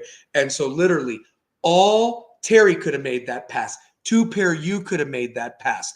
I could have made that pass, and I'm not even a quarterback. But literally, the line gave him enough time. And literally, all he had to do was throw it. Michael Smith walks into the end zone. The game is 7-0 West already, as opposed to what ended up happening. We went 3 and out. Shea Ramsey comes in at punter because Channing McDonald Holt in practice, so we had to scrounge and find a kicker. And Rogers thought, oh, Shea Ramsey, his dad played for the Jets or whatever. He can be a punter. Gets the ball. Chris Ernst blocks it. They pick it up and run it into the end zone. So that was a 14-point swing in the biggest game that was probably the most crowded game. I mean, there was a fight like in the cars and stuff like that both teams met. There was such an electric atmosphere. And the most we could muster was 11 points, and we lost 30-11 and had to watch those guys like jumping down, up and down on our emblem. I still remember William Ergen crying, and I had to console him because he lost to Chris Ernst and these guys that he had gone up against and really thought we could win that game. We watched Braveheart before that game, and our coaches just completely let us down, guys. Just completely let us down in that game. That was a problem, man. You know, you had guys that were great in some spots. Like one guy that we mentioned earlier, and I can't believe I forgot this guy when I was talking about the original freshman that came out in the summer, Corey Young. Man, that dude could fly. You could. That dude could catch. And instead, we had 5'8", 5'7", I told you. wide receivers out here. Like, I knew he'd bring it up, and I'm glad dude, he we did. had guys, Yeah. and we had guys that could play. Yeah. But if you weren't one of his guys, then you were going to play something else. Mm-hmm. Yeah. You know, you were going to play something else. You know that's not winning football. It's And not. you know, it takes a team. Hell, you can go to football camp and figure out what a coaching staff and a team's all about. And I mean, how many guys I know of that when we were at football camp, you know, they had been giving it their all in the damn spring. They were out there for summer workouts. They were out running routes. Yep. And the next thing you know, man, you go to summer camp and halfway into camp, you know, you don't want to see these guys walk off. Mm-hmm. But instead, they're going up front, calling mom, going, "Hey, man, come down here to Lipscomb College and pick me up. I'm done." Yep. And it happened. It happened. Guys that, you know, we could have during the season. Our LMU, I remember we had our football. Oh, man. LMU was nice, man. Lipscomb was awful. Yeah. Yeah. Lipscomb's dorm rooms were like jail cells. Yeah. Wow. They even had bars on the windows because they didn't want you to escape. We don't even want to discuss who I got stuck rooming with. I really feel that I was singled out for something that I must have done or something to him that who he put me with was incredible. I couldn't believe it. But I hope he smelt better than the one I got stuck with senior year. Yeah, probably. So, well, you know, I'm going to pose a question to both of you guys because, you know, this is something that the kids now need to appreciate. You know, that play football and things are great now, but back then it was tough. Why in the world? We can agree on this. This school has always had athletes. We will all be on the same page with that. But my question to both of you, and Terry, you brought it up, and I'm so glad you did. Why are we running the wing tee with the athletes we had? That's a move, in my opinion, that you don't have enough guys to come out, and you're trying to ball control and win games on a prayer. You know what I mean? Type of a thing. You have athletes. You need to extend the field. Be Florida State or Miami or whoever was great at that time, and you're doing this 3 yards in a cloud of dust thing. And you have athletes and you're not putting people in the right position. I don't know how you look at yourself in the mirror like that, but you all have the floor. Go. So, BT, you want this one first? I just don't know, man. Like it just was. I think when you look at some guys that were in school now weren't playing quarterback, like you saw what Wes was able to do, and I think we kind of were the foundation of that. Like when you saw what Justin was able to do, like when he got the chance and opportunity with the right coaching staff, like what Larry Williford was for those teams, Abdul Henderson, Hootie, like teams, like those are the best of those classes that were playing. You know what I mean? And that's the one thing, like all the guys from 03 weren't playing like that. Like if all of 03 and 02 played a whole different, you're looking at a whole different West. Like we would have been what those teams were if all the guys were playing. It's just like it's so political and running stuff like the wing tee. And I'm not about to do that because like and basketball was political too, to a certain degree. And you want to know something else too, and Terry, I want you to talk next, but I want to ask you all this. Could you just imagine how hard it was for Scott Rayleigh? You know, like I loved that guy. I haven't talked to him in years. I haven't, but you know, he still put everything he had into it, and he didn't even get to play for his father because Rodgers decided not only to be head coach but also defensive coordinator. And rather than him just stick around and be linebackers, Rayleigh just became the weightlifting coach or whatever was his staff position at West High School.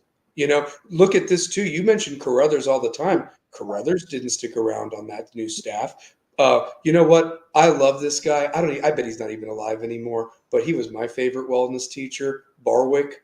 I mean, I loved Coach Barwick. Mr. Barwick. We're gonna go boo. Like that's how he talked, man. But he wasn't on the staff anymore either. And him and Wilson were like this. So I'm just saying, I would have loved to have been a part of that sophomore year, man, with them coaches, with Jimbo in that senior class, Sean Eccles. I mean, Stewart. Harmon. Come on, Daniel Stewart was a problem. Stewart. Y'all aren't forgetting Big Troy Smith, are you? Big right? Troy Smith. I mean, Britton Leach. I mean, all them dudes were bad. Tom Carmichael. Dude, Avery Graves. Yep. Like, dude, we had players. Colin's brother Tom Carmichael was a senior on that team, if I'm not mistaken. Tom Carmichael too. So yes, that's what I'm saying. I mean, what in the world on that team? Dude, we had so many players on that team. But I mean, and you another coach you missed? I don't know if you guys remember this. Coach Orlando? Yes. Dude, he was our head coach freshman year. Dude, everybody loved Orlando. Everybody loved Orlando the way people loved Petco. In the classroom, off the, you know what I mean? They loved those two guys. Those two guys. Yeah. Freshman year, we had Coach Orlando was our head coach. We had Coach Carruthers. We had Coach Witt. Remember Walt Witt's dad? Walt's dad. I remember. I saw him. At the state championship game. He didn't see me, but I saw him. They were both at the game. Walt and his dad. Yeah. So, dude, and we had and Turbo. Terry Pate. Yeah. So that was our coaching staff freshman year. Yeah. Dude, just put all those characters together in the same room and then have them run a football team. Yep.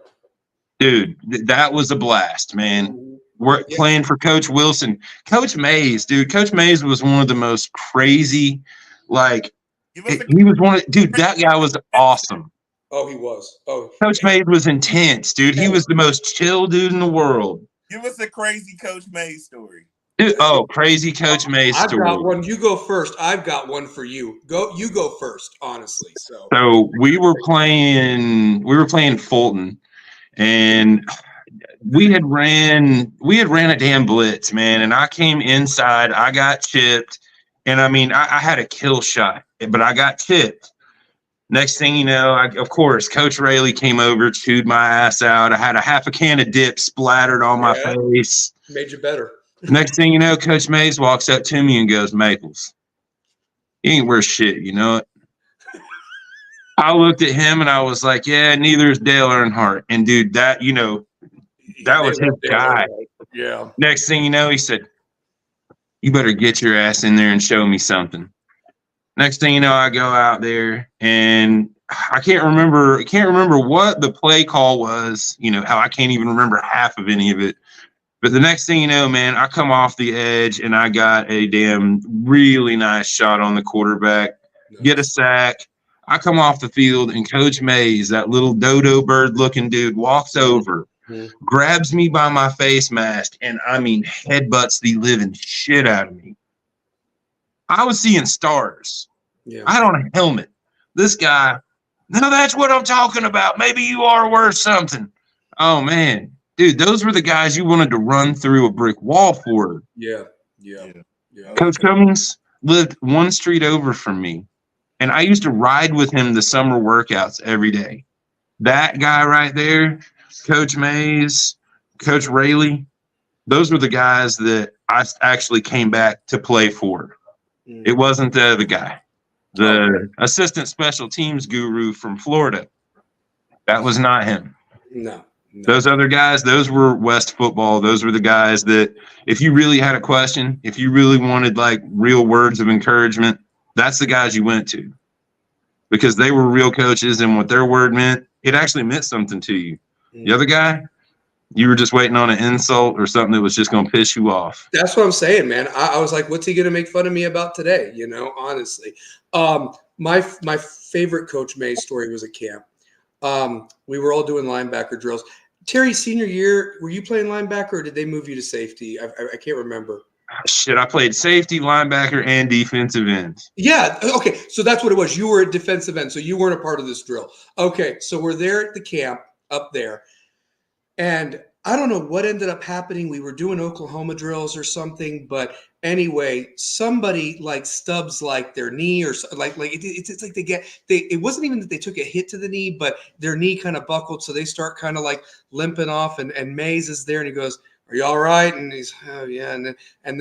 So then I go next, and then something happened to where I got my finger jammed or something, and so I was like. And then Mays looks at me, and then the guy behind me, who I think was the Asian guy who was the foreign exchange student, David Kim, and the poor guy doesn't even have his dang mouthpiece in, and like somebody has to like tell him to put his mouthpiece in, and then dude, he gets absolutely obliterated by either Eric Justice or somebody on the Key Griggs on the other side. And so anyway, so I'm there doing this. The guy who was limping is limping. I think he was one of the underclassmen. And then what? And he goes, "Oh my God, do I have to drive down to Walmart and buy you all a bunch of tampons, for God's sakes? I mean, goodness gracious. Free Daddy, come here." And he like literally pulls my finger and like just unjams it or whatever. And that like a son of a you know what. And so, and I taped it together and I was fine after that. But like, I think that's what did it is like, dude, no, you're not going to tell me I need tampons. I'm sorry. That's where I draw the line. Yeah. For someone like him to make the insult that had the credibility all day. You mentioned Rayleigh spitting in your face or whatever. He said to me, "Free Daddy, you are the worst linebacker I have ever coached. I had the best one in my son last year. You are the worst," honestly. Said that to me. But Nick Weisfeld said, "Man, after he said that to you, nobody's hit me that hard in that Oklahoma drill. But I was better for it because of it, honestly." Yeah. Kids today will go cry and go get somebody fired or whatever like that. You know, I mean, no. And that's the other thing too. The staff at that time, it's pretty sad when, you know, Boggs and Rogers are over here and the rest of them are over here. Let me tell you something. That coaching staff that just coached the second straight state title, they pray together, they eat together, they hang out afterwards together.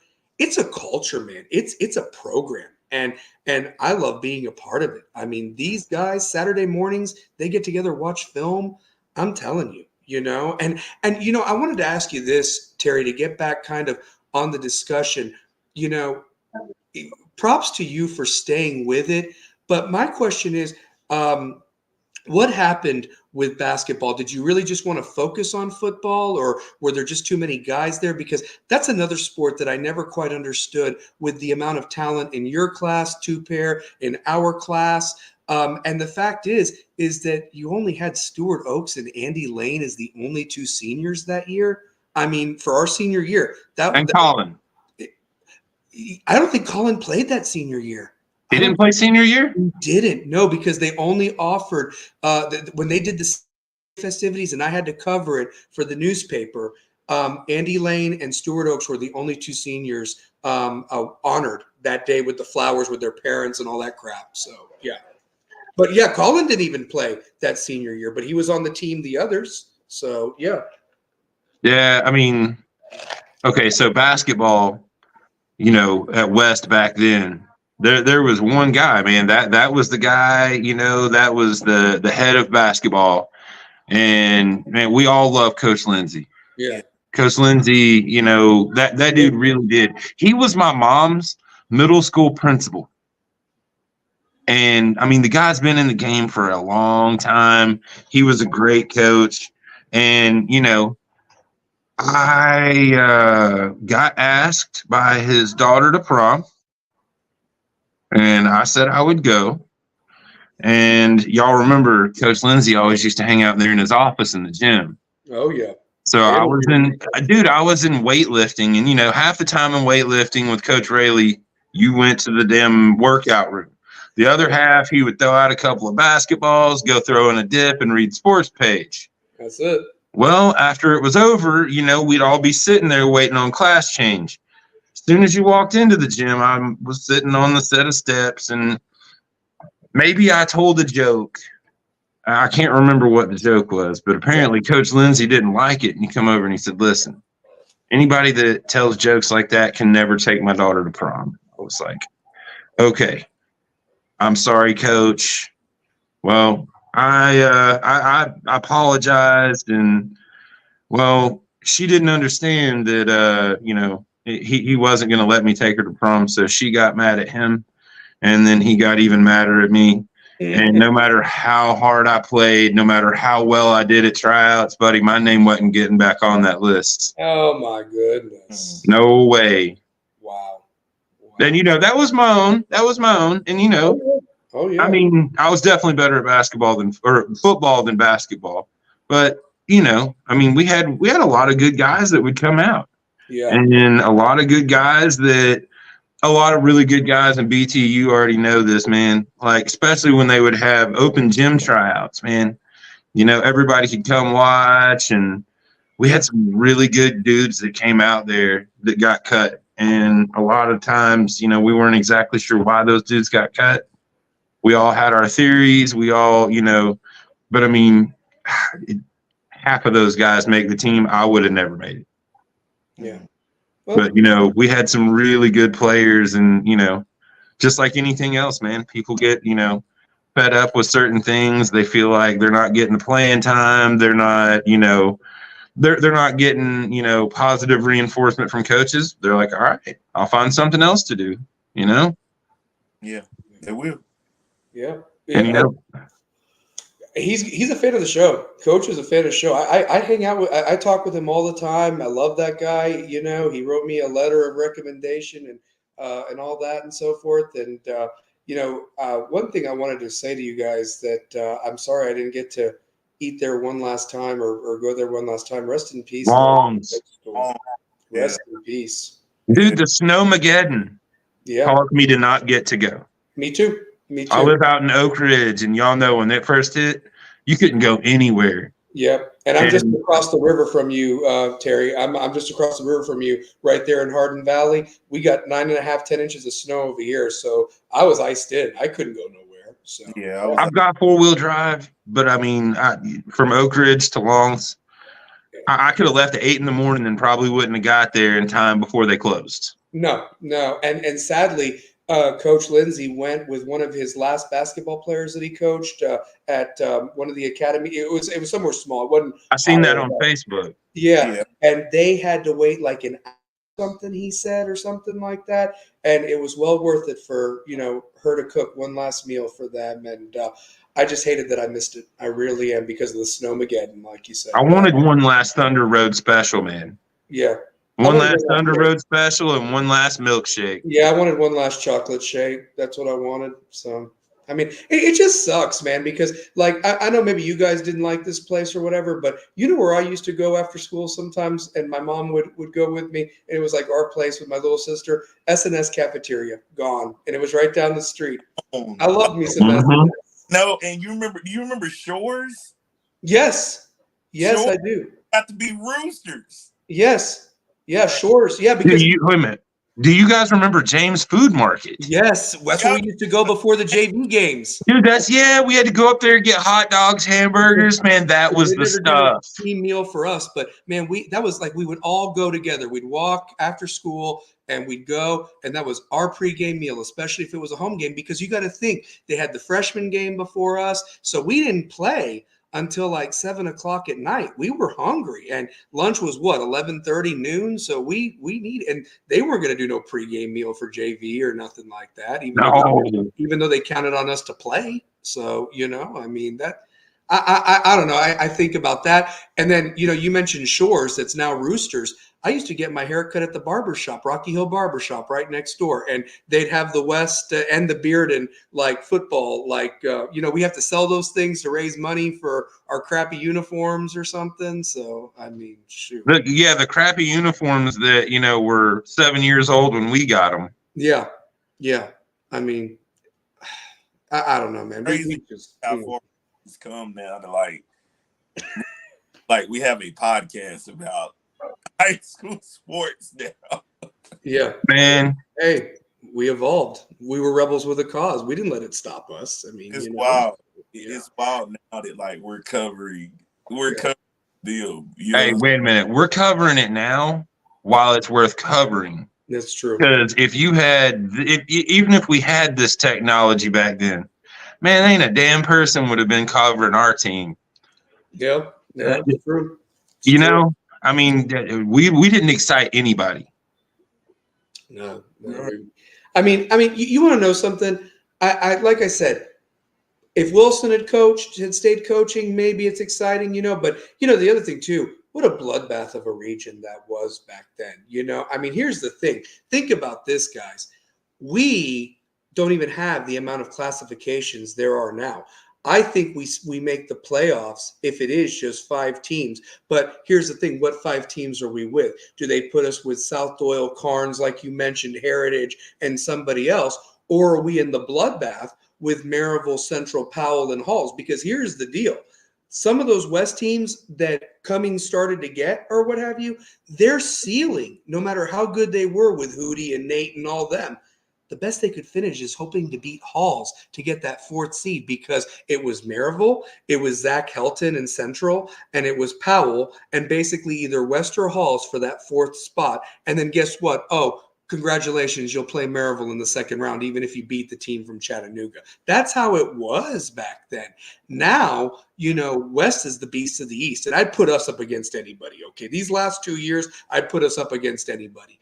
But the truth of the matter is that look at the teams that are not even in our classification anymore as the lines have shifted and so forth of school population and everything like that. West is beating 6A teams, guys, that have 600 more students. It can be girls or boys, whatever, but we're still beating teams that are 6A clearly, and there's no on the cusp or anything like that. So I think about things like that, especially with what we had dudes walk in the hallway. You have the right coach in there. You get 80 guys that all buy in and love each other. That's a whole different story. Maybe we're the Maryville back then. I don't know. I mean, well, it's not coaching. It's so much easier nowadays, Mm-hmm. Kids, like, if you don't like a school, you're not feeling the coaches. It's not like you're stuck there like we were. You can pay, what is it, $50 to transfer?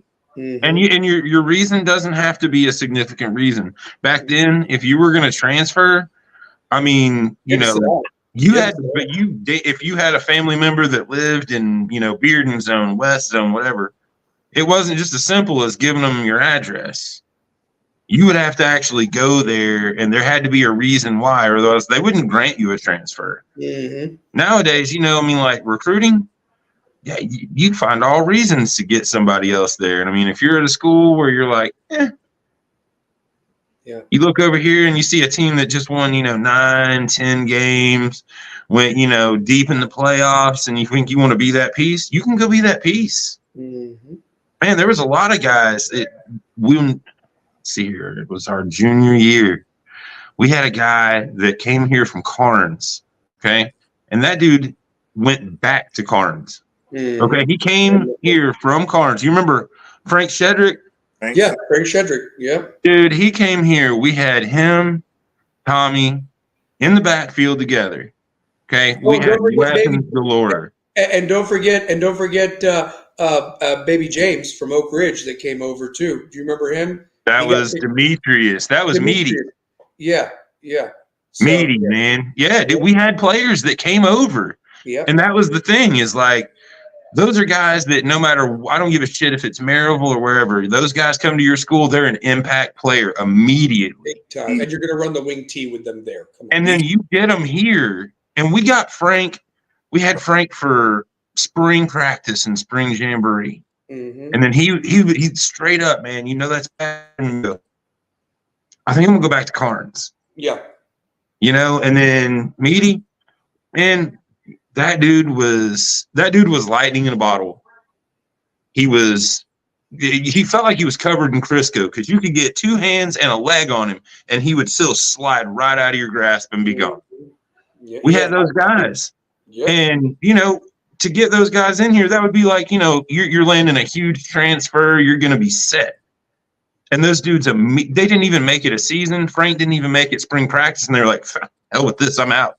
Mm-hmm. Meaty just decided not to play football anymore. Mm-hmm. So, I mean, to have those kind of guys come into your doors, come into your school, join your team, and really give you a chance to be something special, and you run them off that quick, I mean, that's got to tell you something, you Mm-hmm. know? And you know what? And let's compare it to this past year. Here you had Coach Cummings' son, who had been at Halls, did well there, was at Oak Ridge. His dad gets a raw deal. He comes to here, and he makes the 2 touchdown passes that basically was the difference in that championship game. Look at Britton Carver. He was a state champion last year down in little small time 1A, 2A in Chattanooga or what have you. Comes up to West, and him and CJ Smith are going at it in practice daily, and they're both all state. Iron sharpens iron. Yeah. So you can't tell me that they weren't part of the West culture the whole time. They came in, they bought in, they assimilated, and those dudes are right there front and center. We saw them too, Pair, when the team got honored a couple weeks ago. They were right there with the dudes like they've been there the whole 4 years, man, front and center, honestly. And you couldn't say that because our coaches never really did the team building activities or anything like that. I mean, I remember he did some activity with us seniors, and it was like, too little, too late, man. We know your juniors are your boys. We're the dirty dozen forgotten or whatever over here. I mean, it's the truth, and you just can't do that. In football camp, that should have been established day one. We're your guys, all of us. It doesn't matter, seniors, juniors. So we are one, and let's roll. Let's go. Let's go to war against these teams because they're going to war and coming at us. They are. So Yeah, hey, you forgot about the team building activity where we went and moved all of his stuff out of their apartment into their new house. Oh, that was nice. I forgot about that. Yeah, That was lovely. It was. What we put up with, I don't know. I just. But they've got it great now, man. It's a place where you want to be, and another thing too. This is one thing I was thinking. Is back then, you had coaches that really weren't trying to put you out there, man. They weren't trying to get your name out there, get you seen by schools. In fact, there was one in particular that tried to hide that somebody was getting some great, letters like from really great places. Mm-hmm. And, they thought that the smart thing to do was to keep letters, keep stuff like that away because it was going to make the player get a big head and think that they were too good. Instead of, man, this dude's earned this. Let him go ahead and get his shine. And, that gives you something to build for, to play harder. And, like coaches that are here now, Coach Brown and the entire staff, man, those guys are always trying to put their guys up, trying to get them shine. Let them, get their chance. Mm-hmm. And they send the tape. They have the tape. When I go Saturday mornings with Coach and we have coffee and we watch the game film, guys, they have camera angles from the goalpost, from the top of the press box. They even asked me some things. What was the stats like? I pull up the stats and I go, such and such had 10 tackles, seven solo, 3 assisted, and so okay. And so they're writing down. It is a machine now. To be honest with you, it is a machine. And again, they're not getting paid any more than what it was back then. It's a stipend. It's not that glorious. You really got to do it for the love of the game and each other and the support of the community and the parents from senior to freshman class. Do you know that they do that Thanksgiving breakfast when they've gotten to do this Thanksgiving breakfast the last 3 years? And, the underclassmen's dads literally serve the team breakfast. They go and have their practice to get ready for the semifinal game, and they're cleaning up dead end barbecue. That takes a lot to do that on Thanksgiving morning when most people just put the bird in the oven and are, just half asleep watching the Macy's Thanksgiving Day Parade or whatever's on TV. You know what I mean? Type of a thing. Yeah. Or watching basketball in the in the Bahamas or whatever. So, but I'm just saying that where the program is now, it really is One West. It's not just a slogan. And, the one thing I was going to ask you, Terry, and Two Pair, you mentioned it at the beginning of the show. There's some job openings still open. Now, I know that the winter holidays may have affected some things, but, the Carter coach after 4 years, and Carter's had a couple of nice seasons. They've gone to the playoffs and in 4A, and that coach just took a head coaching job down in Georgia where a lot of talent is. And so he's leaving after 4 years. So everything that's happening at Carter, they're about to take a step back. Central, we remember the Central teams with DeMarcus Dixon and Zach Helton and all that. And, they've been in a little bit of an influx since Rozier left with his wife to move up to the Northeast when she took that big job, and he's coaching football up there. And they were back-to-back state champions. They looked like they were the power, and look how quickly in 4 years they've slid, and they're still looking for the guy right now. And then I don't want to rip this school because I'm right down the street from it. They have fantabulous facilities. Fantabulous. I'm making up words now. But the truth of it is that it's like where all careers go to die at Hardin Valley. Like they're good in all these other sports. You can't find me 85 able-bodied young men with those facilities, artificial turf, state-of-the-art weight room to come out and bust heads out of 2,200 kids that are there, and it's still growing. They had to do a community outreach to stop the farms and the forests from getting torn down for more neighborhoods to come. And you mean to tell me you can't win at that school? With 22,000 kids to choose from? I know there's half girls, half boys, but out of 1,000 guys, you should be able to find 100 or 85 players, honestly. So it's unbelievable. But those 3 positions are open. Cummings is now the head coach at Lenoir City. So, what's your all's thoughts about these other teams? Realistically. So I would have thought the Carter job would have got filled. Mm-hmm. I'd have thought that I would have got filled pretty quick. There hadn't been any movement on that one. No. Central, Central, we all know is not the Central of what it once was, but losing their coach because, what I want to say, they when they went back to back, was that 18 and 19 right before COVID? Very good memory. Yep. And they were dominant.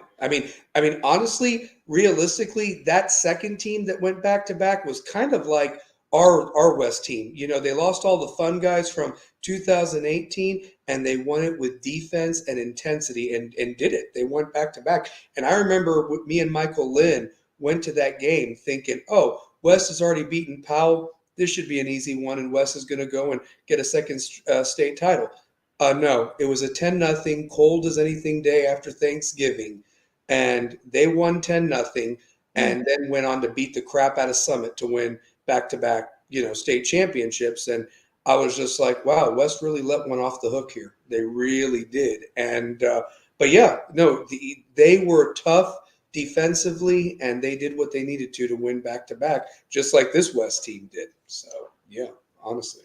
With Central, you've always got alumni. Football is deep with Central, man. All the great players they've had. And my nephew plays for Central. And I'm going to tell you, man, it ain't about the Jimmies and Joes. It's about the X's and O's. They've got athletes there. You're never, ever going to find a time where Central doesn't have athletes. That y'all know that for a fact. I think they're going to have to pull in a coach, man, somebody that's proven, but somebody that, somebody that has a real name, and get these guys in the right spots. Mm-hmm. There's a lot of athletes on that team, man, and some younger guys too. And if you don't bring in a good coach, then, just like how it is nowadays, they're just going to go somewhere else. Yep. They're going to find another team right down the road, find somewhere where they can go jump on and get a ring, somewhere where they're going to get some shine. And Central, man, for as good as they always were, to see them there now almost kind of feels like Maryville. You've been so used to them being up there on the top of the mountain, and they've just started to slide. And then, you think, well, every team's got a bad year here and there, but then they slide even more, and you're just like, wait a minute, something's got to be off. And when you've got a long tradition like they've got, and then the next thing you know, it just kind of like slides right off the cliff. When you constantly got the players, that tells you something. You've got a coaching problem. You've got somebody that guys don't want to fight for anymore. So that's a job that I swear, man, somebody's got to take that job that's ready for it. There's a lot of pressure with that job. I'm going to say a name real quick for that job, but you touched on something, and too, Pair, I want you in on this too, because you and me talked privately about it off screen, and it's a great transition, Terry. So thank you for that. And you indirectly didn't even know you were going to do it. But a name that I'm going to drop right now, Kevin Lane, defensive coordinator for West for our state championship runner-up and our state title teams, is a central guy, played there, is Joel Helton extended, has great rapport with kids, and parents. And right now is the assistant head coach with Josh Jones at Bearden. And I don't know if there's any movement with there. That's going to be a tough decision for him because I know he's bonded with these kids at Bearden, and they've got a great shot at state this year. Pains me as a West Rebel to say it, but I will give props where props is due. They've got a lot of talent coming back. And realistically, like you mentioned, Maryville taking a step back. Boo Carter and all them Bradley Central fun guys, they're not there no more. So realistically, if Bearden can get by mighty Oakland, I give them as good of a shot against anybody on the west side of the state or what have you. And if Bearden's not there in that semifinal, there's a problem. There's a problem. But that being said, it's a lot to give that up to go back home. And you're going to have to – you have the athletes, but you're going to have to get people to buy in. He can do it. But again, you're also in the region with Halls, who's way better now. Heritage has shown improvement. And then, of course, you've got Powell and West, your last 3 state champions. Honestly. And realistically are in it every year. So it's a hell of a job. It's going to be a hell of a task to take on. But you mentioned Maryville and their slide back. In between all the snow and everything that happened, Snowmageddon, the TSSAA voted last week, and it passed that the numbers, when they take the census at the beginning of this school year coming up, they will announce the numbers in November, maybe late October, early November, right during the heart of the playoffs. And they will announce the enrollments of all the schools. The teams have until, I believe, the end of the year or the school administrators, everybody in general, whoever makes those decisions, depending on where your population of school fits, where you're going to be. Class 1, Class 2, Class 3. If you're a private school that wants to move up and down or wants to try to maybe play in the public school because you can't compete in the private school, I think that's on the table as well. Where the vote has changed is when you make that decision, you're locked in for 2 years. The vote now says you're locked in for 4 years.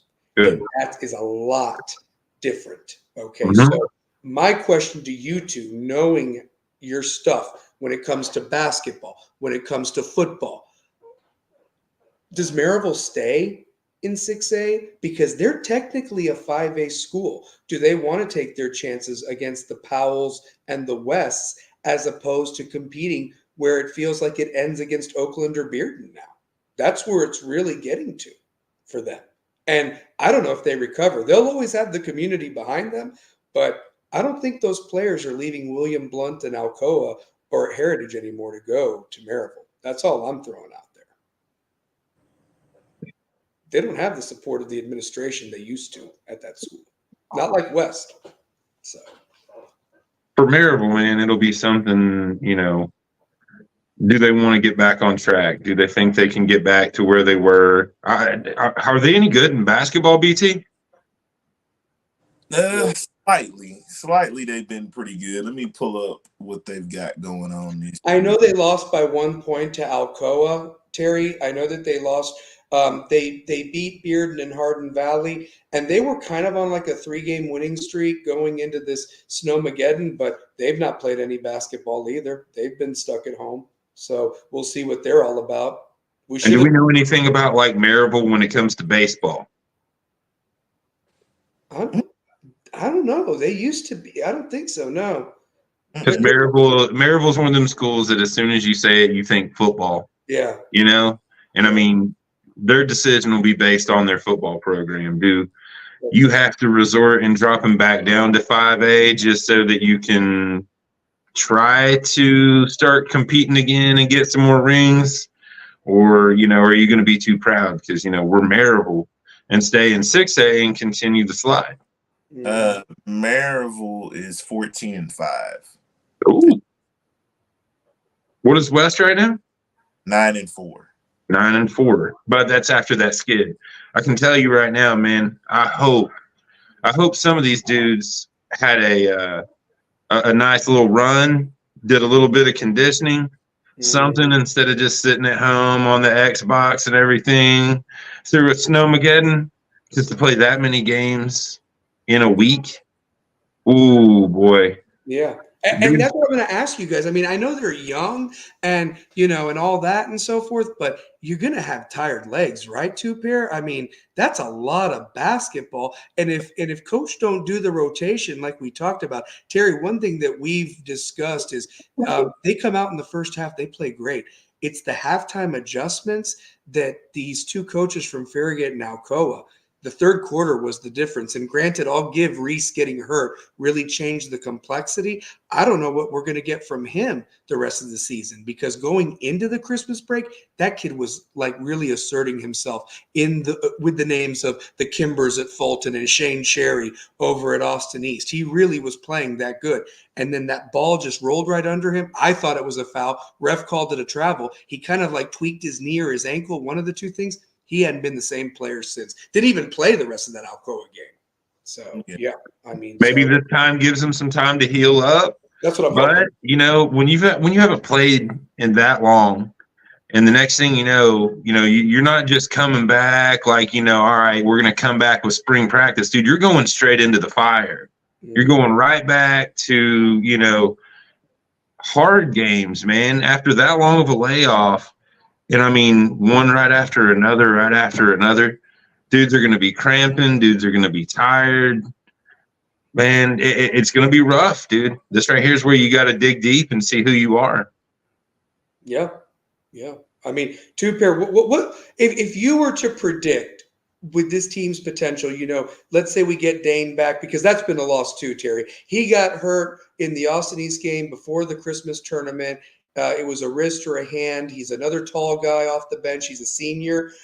They have not had him available for the Alcoa and the Farragut games. I don't make excuses. You roll with who you got, and there's plenty of depth on there. But to have a senior and height like that is ginormous, especially for depth purposes when you do have 8 games coming up in the next 13 days. So, yeah, I mean, Beard and Farragut and Maryville, that's a stretch for anybody right now. And being that the last time we seen West was on January the 9th, the last time West won was December the 21st.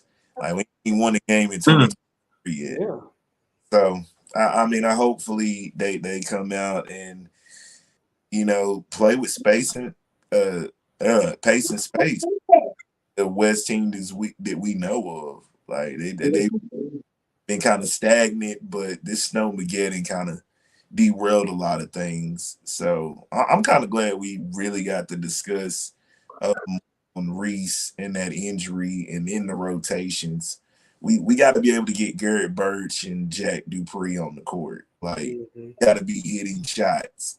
Jalen Hill just needs to control the tempo, and we just got to find ways to get ball inside to Kevin, Jack, and Devin Martin. Devin Martin is one of the best players in the city, and we got to get him the Brock. I'm going to be honest with you guys.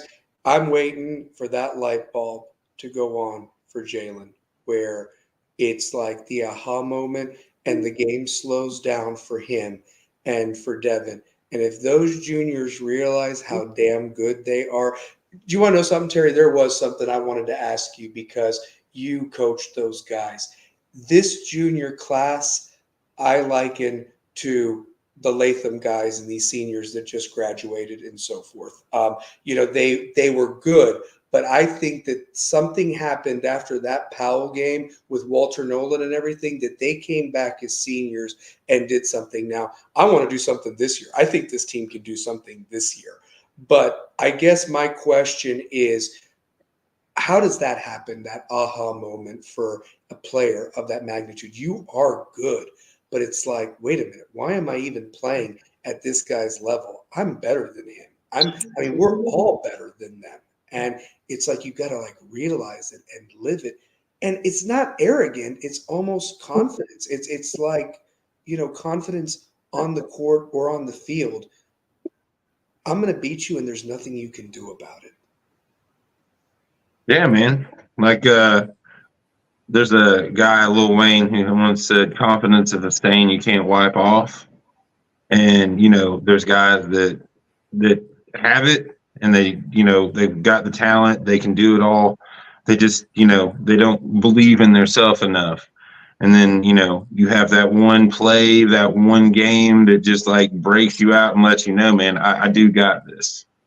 No matter who you are, you go through slumps, but I mean, when you've really got it and you're willing to like just you miss a couple of shots, that's okay. Do everything else right, fight for your team. It clicks, man. And when it does, it makes everybody around you so much better. Mm-hmm. Amen. Tupper, what do you got, man? Honestly, so do you got more questions for our guests? And Terry, I can't thank you enough for being on, man. It means a lot. You're the first man to get to hang out with you dudes and shoot sports, man. I mean, come on, man. Yeah, it don't get no better than that. Yeah. Terry, this show is Rebels with a Cause and so forth, and the one thing that me and Two Pair have stressed to the athletes in any sport, no matter what you played, man, woman, whatever, talk about your life after football. I mean, you're married now, you got kids, and what are you doing now, man, honestly, to be that continued rebel with a cause? Because it doesn't just stop when you play that last down, or you shoot that last basket, or you walk across the stage at Thompson Bowling Arena. Talk to us. What's going on now with you, man? So I just started my first company, man. First of the year, on the level, construction and remodeling. It was one of them things, man, that like, some people right after school, they hit the ground running. Some people, you got to go through your ups and downs, man. And I went through my ups, my downs, and man, came out better, stronger than ever. And I mean, dude, life's good. Life's good. It's what you make it, and it's how hard you hit the ground and how hard you get back up. And there's a lot of guys that, really have it in their head that sports is it. It's going to take you there, and you gotta understand it's just not. It's not. Some people it will, but you gotta have another plan ready, man, and be ready to give it everything you've got. And, this is also technically a sport. It's competitive. I used to remember seeing it bright and early on ESPN too. You do a little bit of fishing as well, and you catch some monsters and whoppers that I didn't think were in our lakes, but kind of makes me wonder what I'm swimming in when I'm swimming in those lakes. But talk to us about that, man. You really enjoy the fishing, and like I said, you catch some whoppers out there, honestly. So I enjoy fishing, man. I love it, dude. And it's one of them things where you can get out there and all the troubles, everything that you're going through, man, it's just gone. It's just you. It's just the water. It's the fish. And some of the best trips you go on, you don't catch anything, man. You catch just that peace. That's all you need. But whenever I get a chance to go fishing, man, absolutely, dude. Anybody that wants to do some catfishing, man, holler at me. I'm down. I even get my wife out every now and then. Hey, that's a good woman right there. Like, dang, Terry, how did you catch this fit? Like, I be seeing it now. Terry, do you remember when we went to go see Romeo Must Die and then went to Stephen Bell's house to go play basketball? Yes. That's the first time I ever seen you hoop. Mm-hmm. I did not know you could hoop like that. Like I was in shock because Bryce talked so much noise. Dude, that guy was a straight up mess, man. I love it. Are we talking about Hey You Guys? Is that who we're talking about? Is that who we're talking about? Sloth from the Goonies? Is that who we're talking about? So wait a That is minute. exactly who we are talking about. Let me tell you something about that guy. Do you know that was the first guy that was like my quote unquote acquaintance when I walked through West? We happened to have biology together. And then here's Brian Tate, little freshman guy walking through or whatever like that, minding his own business. And he goes, "You see that guy over there?" I go, "Yeah, he's one of my kids." He said it just like that. And then Pair goes right back at him and hears it and says, "Man, what's wrong with you, man? You look like the guy from the Goonies. Hey, you guys!" And it like just is so loud in the hallway. I've never laughed so hard at something before. And Solomon didn't know what to do. I mean, he literally just swallowed his Oh my God. so. Oh, But everybody was one of his kids. Like he'd walk around, "That's one of my kids. That's one of my kids." And I'm like, "Where did you get this from?" Like, I mean, I knew I was in a different school than I was at Bearden anymore. I'll tell you that much. So, Oh, that's hilarious, man. oh my God. oh my goodness, Bryce. Oh, my Baby phone. Stewie. That's making my phone about to die. Oh my Shoot. One other thing I wanted to ask you, Terry. What was your favorite memory playing football? What he talked about the one that rocked you and hitting, and what's your favorite memory in football? Either team oriented or it doesn't have to be necessarily football. Maybe it's a memory with some of the guys. What's your recollection or what have you? So. Man. Well, I mean, senior year beating Bearden, That was awesome. dude, I had 3.5 sacks that game, man. We played out of our mind, and actually getting a real win against them was huge. Yeah. And the after game stuff was pretty fun for that too, man. Yeah. Yeah, I remember that. That was a fun night. No, do you remember that there was even talk about us trying to tear down their goalposts after the game or whatever? Mhm. Like there was talk about it. And I still remember that like some of their guys said to me is like, you only won because Andy didn't play. And I'm like, dude, I don't want to hear that, dude. Andy Crook, really? The only reason Andy Crook had a great junior year is because everybody had to focus on Chris Ernst. Honestly, because when Crook did play, they didn't even win but one other game, and that was Carnes. Everybody, Dude, I would have sacked his ass 3.5 times too, maybe 4.5. They had no O-line. They no way. No. Do you remember there was talk of somebody that was going to go burn 14-0 in their field? Yeah. There was. Dude, that was serious. People didn't understand that. They always thought it was Bearden and Farragut that was the rival. Nah, dude, it was Bearden and West. Let me just tell you this about that. That's the truth. Amen to you on that. Because here's the deal. The people that go to West Valley Middle School care about the Farragut Bearden thing, because that's where that school splits.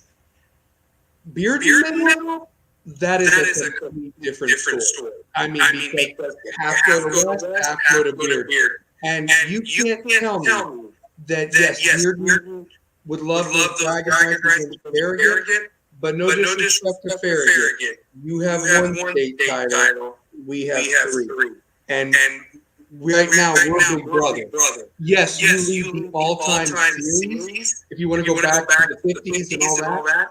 But recently, I mean, it ain't even close. We've won 5 in a row.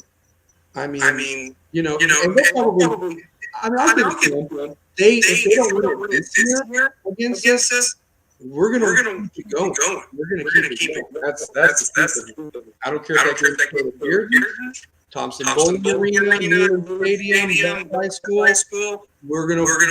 We'll roll you. But this year, you finally have the team to beat us.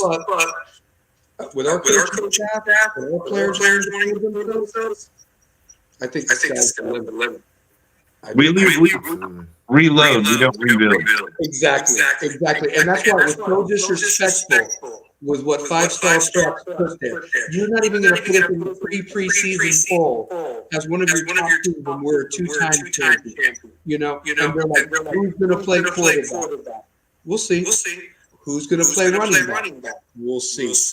But I'm going to tell you this.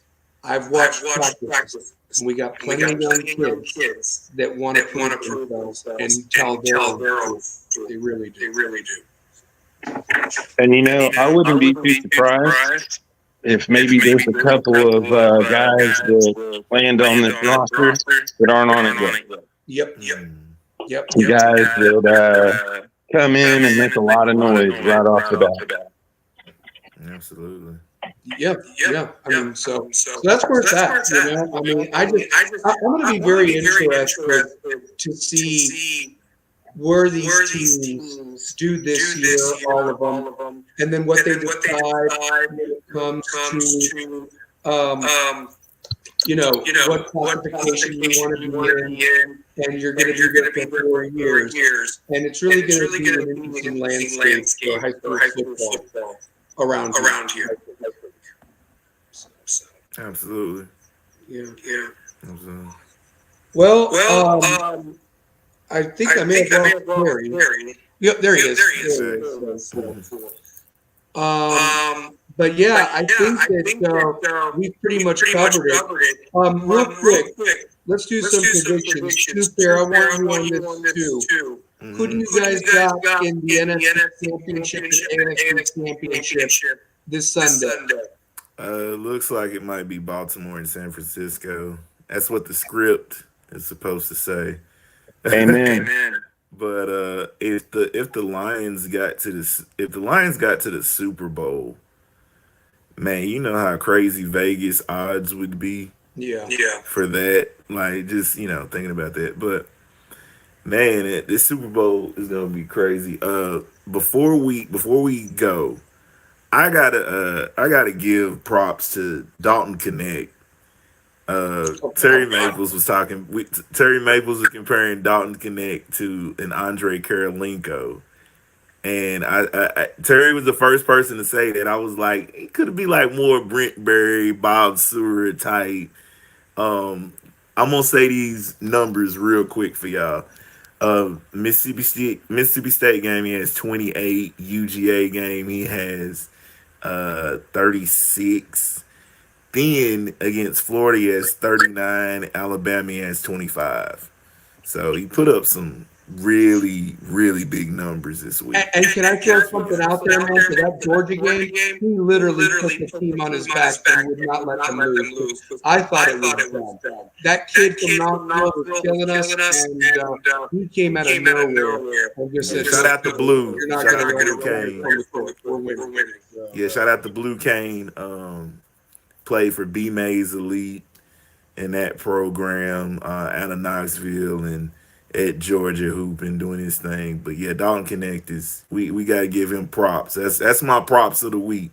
My props of the week got to go to Dalton Connect of the University of Tennessee. Really hooping.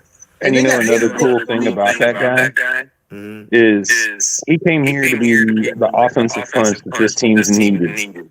A real true go-to scorer. And in the time that he's been here under Rick Barnes, his defense has just grown so much. And this dude is shooting up draft boards quick. Wow. At 20, what is he, 24? Is he 24? He was in the first round when I seen it like early. Yeah, it was like 22nd. Mm-hmm. But that's like the first mock draft. Like he's put up numbers in SEC play, even on the road. I think the only game he really didn't have his best game was probably the Mississippi game, and they still were able to win convincingly, actually, like 90-64. Oh yeah, they beat this is the deepest UT team I think I've ever seen. Yeah. The guys that their rotation is, what is it, 90? Yeah. And I mean, you got JP Estrella coming in as a true freshman and not just, getting on the floor, but playing like some real minutes. That's pretty huge for us, man. Especially come March. Mm-hmm. Yeah. I watched that Miami Heartbreaker the other day, too. I watched the Bama game, and they beat the hell out of them. That wasn't even close. They got Vanderbilt this week. Is Vanderbilt going to be good? Because traditionally they've had some pain in the ass. Like Vanderbilt basketball? Yeah. They lost like 5 straight. Oh, really? Yeah, I just go back to that time where it seems like every time we are like number one or we have a big game, they always play out of their minds and beat UT, and I hope that's the case this year. You know what I mean? It's just one of those. And it breaks my heart, man, because Stackhouse might get fired. That was my favorite NBA player of all time.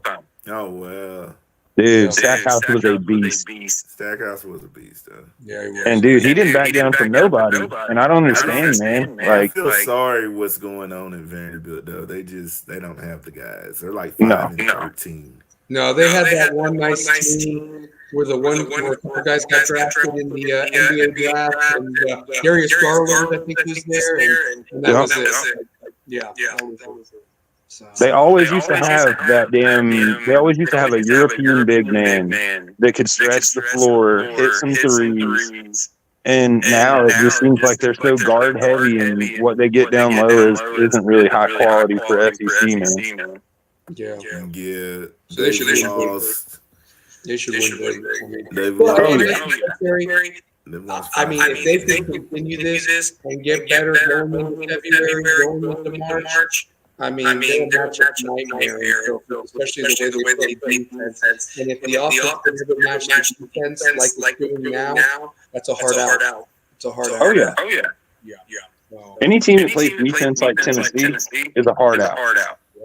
yeah. But And that's all the it thing. takes is, one player to go cold, and the offensive end is just rough. Yeah. I mean, and I look at the teams on the landscape. There's not a dominant team. Everybody lost. In here or a game. And it's really like who gets hot like Connecticut did last year. You win, you get a nice bracket, some upsets happen, and then you get gift wrapped and really clear Final Four and kill everybody. Yeah, man. It's going to be a good SEC tournament this year, dude. The SEC is strong. It is. I mean, I watched South Carolina beat the hell out of Kentucky. And that new dude, the 7'2" guy, the Kentucky just got eligible. Man, his first game, what was it? It was like 13 points in 11 minutes. He had like 7 rebounds, 4 blocks. Man, that's dangerous. That is. But South Carolina's tough. Yeah. They always play Tennessee tough. I always feel like that. So I don't know. Tennessee's gonna get a good shot. You know what I mean? Like they see that number 5 or number 4 ranking of them, they're gonna get every good shot. Honestly. But better than being nobody. Any predictions for Friday? I think that West's men's basketball team gets on the right track. I think we find a way to get it together. By the way, that's what my guess is. I think that's a game where they bounce back. I want to see how they come out that first half to see how they are on the road, like how they bounce back. Yeah, that's what I'm looking for too. Mm-hmm. That's what I'm hoping for. That's what I'm hoping for. So, yeah. All right. Well, here you got predictions. You think West gets it done again? Get the revenge after that inexplainable loss 10 days ago. West gets a really late Christmas present. They're going to get their first win of the year. And I really think it's going to build their confidence up to get back on the right track like they were at the beginning of the season. Yeah, absolutely. I think you're right. Yeah. Man. I think so too. I want to see it. Let me try. I want to see it. Guys getting healthy? Yeah. We'll see. At the right time. They beat that Farragut game. They win that Farragut game on Friday. All 4 games next week are at West. And what we talked about is not dependent on court. These last games, 1 and 3 dependent on court next week, and win all 4 of those games. Maribel, William Blunt, Hardin Valley, and then the big match next Saturday at West against Beard. Because Beard's going to want some revenge after we beat them at the dog patch in December. So that's going to be a big one. Like Wednesday, hopefully we're talking about great victories, getting ready for this Hardin Valley game. That's what we're really going to be for next episode. And Terry, I can't thank you enough for taking the time and being on the show tonight. And I hope that you'll be back for that panel discussion of great football players and also the great football teams of West Louisville and so forth. So bring whatever things you need and shout out to your brother too. I'd love to have him on talk about some stuff from the championship he played on. So yeah. Oh yeah. Dude, it was an honor to be on, man. Hang out, shoot some sports with you guys. Thank you, man. We appreciate you, man. Relive some old days. Yep. Yeah. And listen, can I just tell you this? I'll be honest with you. If the certain person who just discussed would love to have a discussion one-on-one, in terms of just looking at it, I would be more than happy to have him on. I'm not afraid of him. I'm not. I'm not that 17-year-old guy anymore. I'm over it. I really am. It may not look like it, but I'm over it. But at the same time, I, on my part, can the person say the same. That's all. Because when you coach kids, it ain't about you. It's about them. And how you treat them, how you talk to them. That could be defined in their lives. Some are stronger mentally than others. And we've lost brothers along the way.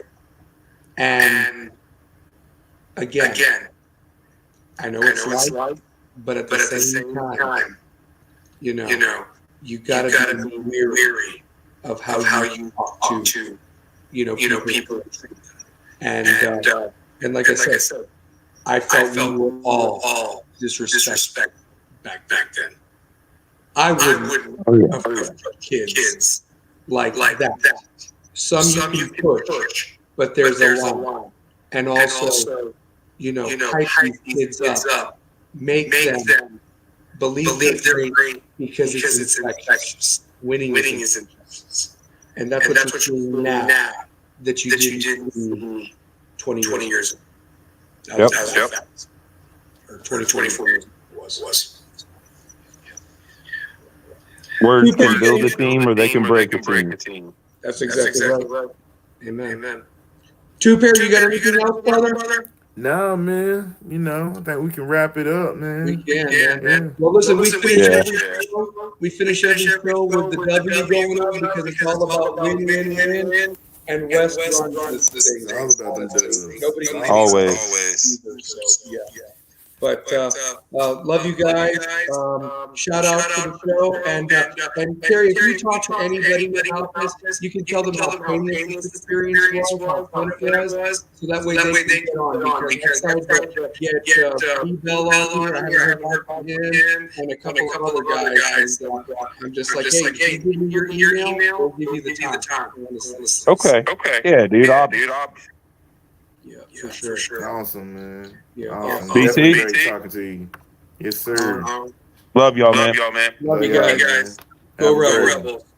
Always.